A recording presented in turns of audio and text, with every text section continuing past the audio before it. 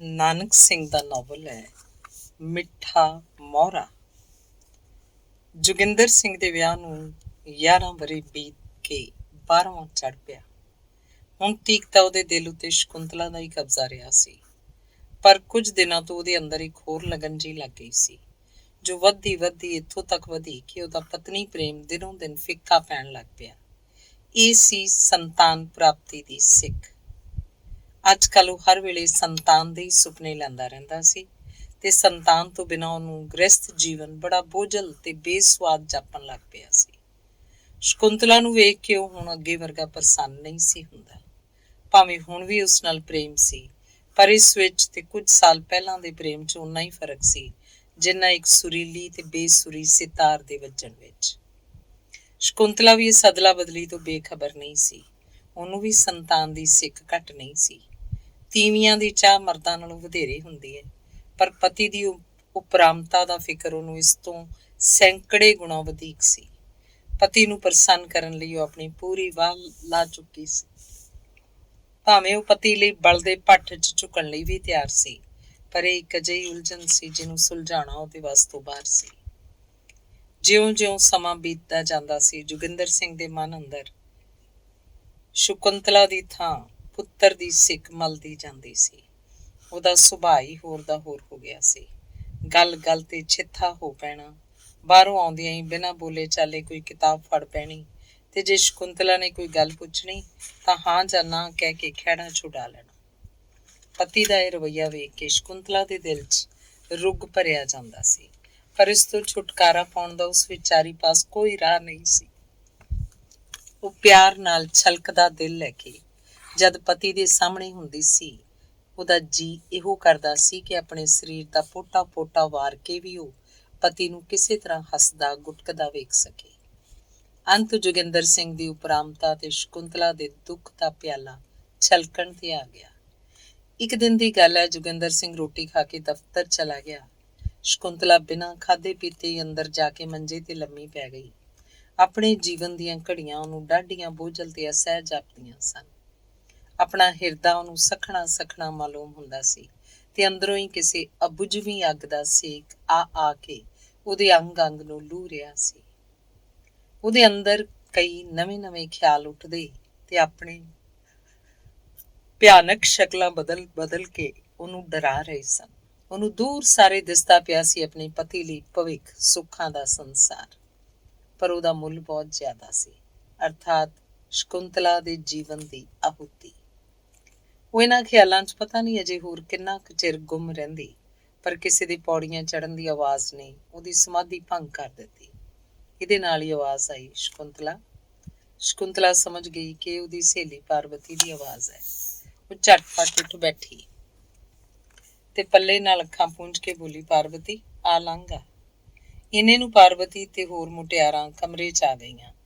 ਪਾਰਵਤੀ ਨੇ ਸ਼ਕੁੰਤਲਾ ਦੇ ਮੋਢੇ ਤੇ ਹੌਲਾ ਜਿਹਾ ਧੱਫਾ ਮਾਰ ਕੇ ਮਿੱਠੇ ਜਿਹੇ ਗੁੱਸੇ ਨਾਲ ਕਿਹਾ, ਵੇਖੇ ਨਾ, ਸਾਨੂੰ ਤਿਆਰ ਕਰਕੇ ਤੇ ਆਪ ਬੀਬੀ ਰਾਣੀ ਅਜੇ ਥੋੜੀ ਪਲੰਘ ਤੇ ਚੜੀ ਬੈਠੀ ਏ। ਦੂਜੀ ਕਹਿਣ ਲੱਗੀ, ਤੇ ਇਹਨੂੰ ਕਿੱਥੇ ਵੇਲ ਲੱਗਣੀ ਹੋਈ, ਵਿਚਾਰੀ ਗੱਭਰੂ ਨੂੰ ਮੁੱਠੀਆਂ ਭਰਨ ਤੋਂ ਵੇਲ ਹੀ ਨਹੀਂ ਹੁੰਦੀ। ਤੀਜੀ, ਹਾਂਜੀ, ਮੁੱਠੀਆਂ ਭਰਦੀ ਸੀ ਤਾਂ 9 ਵਜੇ ਦਫ਼ਤਰ ਚਲਾ ਗਿਆ ਹੋਣਾ, ਸਗੋਂ ਉਹ ਨਹੀਂ ਕਹਿੰਦੀ ਜੋ ਉਹਦੇ ਨਾਂ ਦੀ ਮਾਲਾ ਫੇਰਦੀ ਏ। ਹਾ, ਨਾਂ ਦੀ ਮਾਲਾ ਤੇ ਅੰਨੀਏ ਗੱਭਰੂ ਦਾ ਵੀ ਕੋਈ ਨਾਂ ਲੈਂਦੀ ਏ। ਸ਼ਕੁੰਤਲਾ ਨੇ ਸਹੇਲੀਆਂ ਦਾ ਮਾਣ ਰੱਖਣ ਲਈ ਦਿਲ ਦੇ ਭਾਂਬੜ ਨੱਪ ਕੇ ਤੇ ਮੁਸਕਰਾ ਕੇ ਕਿਹਾ, ਤੁਹਾਨੂੰ ਤਾਂ ਬਸ ਹਰ ਵੇਲੇ ਗੱਭਰੂਆਂ ਦੇ ਸੁਪਨੇ ਆਉਂਦੇ ਰਹਿੰਦੇ ਨੇ। ਨਾ ਜਾਣ ਦਿੱਤਾ ਕਰੋ ਹੱਟੀਆਂ ਤੇ, ਘਰੇ ਬਿਠਾਈ ਰੱਖਿਆ ਕਰੋ। ਚਾਨਣ ਦੇ ਹੀ ਬੋਲੀ, ਕੁੜੇ ਅੱਜ ਤੇ ਜਾਪਦਾ ਜੀਕਣ ਗੱਭਰੂ ਨਾਲ ਲੜ ਕੇ ਹਟੀ ਹੈ। ਜਿੰਦੋ ਕਹਿਣ ਲੱਗੀ, ਆਹੋ ਨਹੀਂ ਆਹੋ, ਵੇਖੇ ਨਾ ਪਾਰੋ, ਵੀ ਧਰਮ ਨਾਲ ਦੱਸੀ, ਅੱਖਾਂ ਲਾਲ ਨਹੀਂ ਸੀ ਹੋਈਆਂ ਰੋ ਕੇ, ਇਹ ਤਾਂ ਅੱਜ ਜ਼ਰੂਰ ਲੜੀ ਹੋਈ।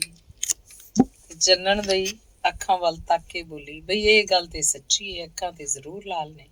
ਤਿੰਨੇ ਹੱਸਦੀਆਂ ਸ਼ਕੁੰਤਲਾ ਦੇ ਦੁਆਲੇ ਹੋ ਗਈਆਂ ਤੇ ਤਰ੍ਹਾਂ ਦੇ ਪ੍ਰਸ਼ਨ ਕਰਕੇ ਉਸ ਤੋਂ ਰੋਣ ਦਾ ਕਾਰਨ ਪੁੱਛਣ ਲੱਗੀਆਂ।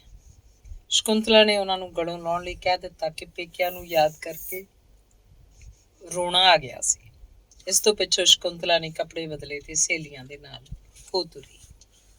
ਅੰਗ ਦੂਸਰਾ। ਪਤੀ ਦੇ ਹੱਥੋਂ ਦੁੱਧ ਵਾਲਾ ਖਾਲੀ ਗਲਾਸ ਫੜਦਿਆਂ ਹੋਇਆਂ ਸ਼ਕੁੰਤਲਾ ਨੇ ਪੁੱਛਿਆ, ਕਿੰਨੇ ਵਜੇ ਨੇ ਜੀ? 11:15। ਕਿਉਂ? ਗੁੱਟ ਨਾਲ ਬੱਧੀ ਹੋਈ ਘੜੀ ਵੱਲ ਤੱਕ ਕੇ ਜੋਗਿੰਦਰ ਸਿੰਘ ਨੇ ਕਿਹਾ ਤੇ ਫਿਰ ਰਜ਼ਾਈ ਲੈ ਕੇ ਲੇਟ ਗਿਆ। ਸ਼ਕੁੰਤਲਾ ਬੋਲੀ, ਨਹੀਂ ਐਵੇਂ ਹੀ ਪੁੱਛਿਆ ਸੀ। ਐਵੇਂ ਪੁੱਛਣ ਦਾ ਮਤਲਬ? ਨਹੀਂ, ਮੈਂ ਕਿਹਾ ਠੰਡ 'ਚ ਇੰਨੀ ਰਾਤ ਤੱਕ ਘਰ ਬੈਠ ਕੇ ਇਹਦੇ ਮੁੱਢੇ ਅਟੇਰ ਨਹੀਂ ਸਨ ਤੇਰੇ? ਕੋਈ ਕੰਮ ਸੀ? ਨਹੀਂ, ਕੰਮ ਤੇ ਕੋਈ ਨਹੀਂ ਸੀ। ਤੇ ਫਿਰ ਵਕਤ ਪੁੱਛਣ ਦਾ ਕੀ ਮਤਲਬ? ਐਵੇਂ ਹੀ। ਐਵੇਂ ਕੀ ਗੱਲ ਕਰਿਆ ਕਰ ਤਾਂ ਸਿੱਧੀ ਤਰ੍ਹਾਂ। ਉਹ ਡਰਦੀ ਡਰਦੀ ਬੋਲੀ, ਅੱਜ ਕੱਲ ਤੁਸੀਂ ਕਿਹੋ ਜਿਹੇ ਹੋ ਗਏ ਹੋ? ਅੱਗੇ ਤੇ ਕਿਹੋ ਜਿਹਾ ਹੋ ਗਿਆ ਵਾਂ? ਅੱਗੇ ਕਿਹੋ ਜਿਹਾ ਸਾਂ? ਸ਼ਕੁੰਤਲਾ ਕੁਝ ਚਿਰ ਸੋਚਦੀ ਰਹੀ। ਗੱਲ ਉਹਦੀ ਜ਼ਬਾਨ ਤੇ ਆ ਕੇ ਫਿਰ ਪਿਛਾਂਹ ਮੁੜ ਜਾਂਦੀ ਸੀ। ਫਿਰ ਦਿਲ ਨੂੰ ਕਰੜਾ ਕਰਕੇ ਬੋਲੀ, ਅੱਗੇ ਤੇ ਇਸ ਤਰ੍ਹਾਂ ਨਹੀਂ ਸੋ ਬੋਲਦੇ। ਗੱਲ ਕਰਦਿਆਂ ਕਰਦਿਆਂ ਉਹਦਾ ਧਿਆਨ ਹੋਰ ਪਾਸੇ ਖਿੱਚਿਆ ਗਿਆ ਤੇ ਹੈਰਾਨੀ ਨਾਲ ਪਤੀ ਦੇ ਮੂੰਹ ਵੱਲ ਤੱਕ ਕੇ ਬੋਲੀ, ਅੱਜ ਫਿਰ ਪੀ ਆਏ ਹੋ ਨਾ? ਤੁਸਾਂ ਤੇ ਉਧਰ ਮੇਰੇ ਸਿਰ ਦੀ ਸਹੁੰ ਖਾਧੀ ਸੀ।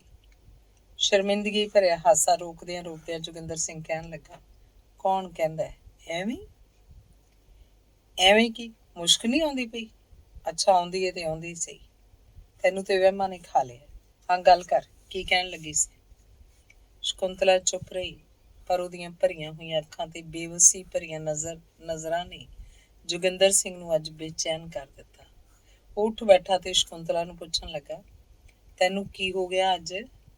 ਪਿਆਰ ਨਾਲ ਪਤੀ ਦਾ ਵਧਾਇਆ ਹੋਇਆ ਹੱਥ ਫੜ ਕੇ ਸ਼ਕੁੰਤਲਾ ਬੋਲੀ, ਤੁਹਾਨੂੰ ਯਾਦ ਨਹੀਂ ਉਹ ਦਿਨ? ਕਿਹੜੇ ਦਿਨ? ਉਹੀ ਵਿਆਹ ਦੇ। ਵਿਆਹ ਦਾ ਦ੍ਰਿਸ਼ ਇੱਕ ਵਾਰੀ ਫਿਰ ਜੋਗਿੰਦਰ ਸਿੰਘ ਦੀਆਂ ਅੱਖਾਂ ਅੱਗੇ ਫਿਰਨ ਲੱਗਾ। ਇਸ ਤੋਂ ਬਾਅਦ ਉਹਨੂੰ ਇਹ ਵੀ ਖਿਆਲ ਆਇਆ ਕਿ ਸ਼ਕੁੰਤਲਾ ਨਾਲ ਉਹਦਾ ਉਦੋਂ ਦਾ ਵਰਤਾਅ ਅੱਜ ਕੱਲ੍ਹ ਨਾਲੋਂ ਕਿੰਨਾ ਫਰਕ ਰੱਖਦਾ ਸੀ, ਜ਼ਮੀਨ ਅਸਮਾਨ ਦਾ। ਆਪਣੇ ਇਸ ਕੋਰੇ ਤੇ ਬਨੌਟੀ ਪਿਆਰ ਉੱਤੇ ਉਹਨੂੰ ਘਿਰਨਾ ਹੋਣ ਲੱਗੀ।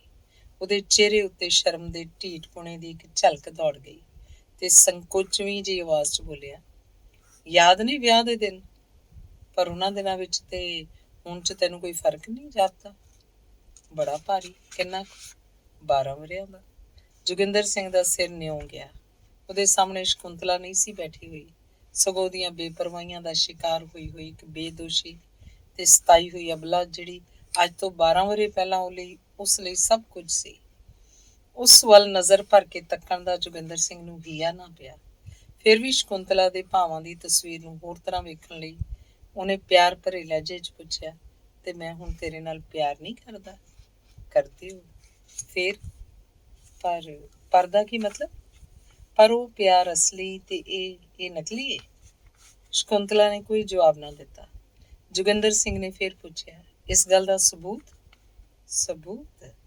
ਸ਼ਕੁੰਤਲਾ ਨੇ ਥਿੜਕਵੀਂ ਆਵਾਜ਼ 'ਚ ਕਿਹਾ, ਸਬੂਤ ਨਾਉਮੀਦੀ। ਕਾਹਦੀ ਨਾਉਮੀਦੀ? ਪੁੱਤਰ ਦੀ। ਕਹਿ ਕੇ ਆਪਣੇ ਵਾਕ ਦਾ ਅਸਰ ਵੇਖਣ ਲਈ ਉਹਨੇ ਗੌਰ ਨਾਲ ਪਤੀ ਦੇ ਚਿਹਰੇ ਵੱਲ ਤੱਕਿਆ, ਜਿੱਥੋਂ ਉਹ ਉੱਤਰ ਮਿਲਿਆ ਜਿਸ ਦੀ ਉਸਨੂੰ ਆਸ ਸੀ। ਜੋਗਿੰਦਰ ਸਿੰਘ ਨੇ ਮੂੰਹੋਂ ਕੁਝ ਨਾ ਨਿਕਲਿਆ। ਸ਼ਕੁੰਤਲਾ ਦੇ ਅੰਦਰ ਕੋਈ ਗੁੱਝਾ ਜਿਹਾ ਬਲ ਆ ਗਿਆ। ਉਹਨੇ ਰਤਾ ਜ਼ੋਰਦਾਰ ਆਵਾਜ਼ 'ਚ ਕਿਹਾ, ਮੇਰੀ ਗੱਲ ਮੰਨੋਗੇ? ਦੱਸ। ਜੋਗਿੰਦਰ ਸਿੰਘ ਨੇ ਨੀਵੀਂ ਨਜ਼ਰ ਪਾਈ ਕਿਹਾ। ਸ਼ਕੁੰਤਲਾ ਬੋਲੀ, ਪਹਿਲਾਂ ਇਕਰਾਰ ਕਰੋ।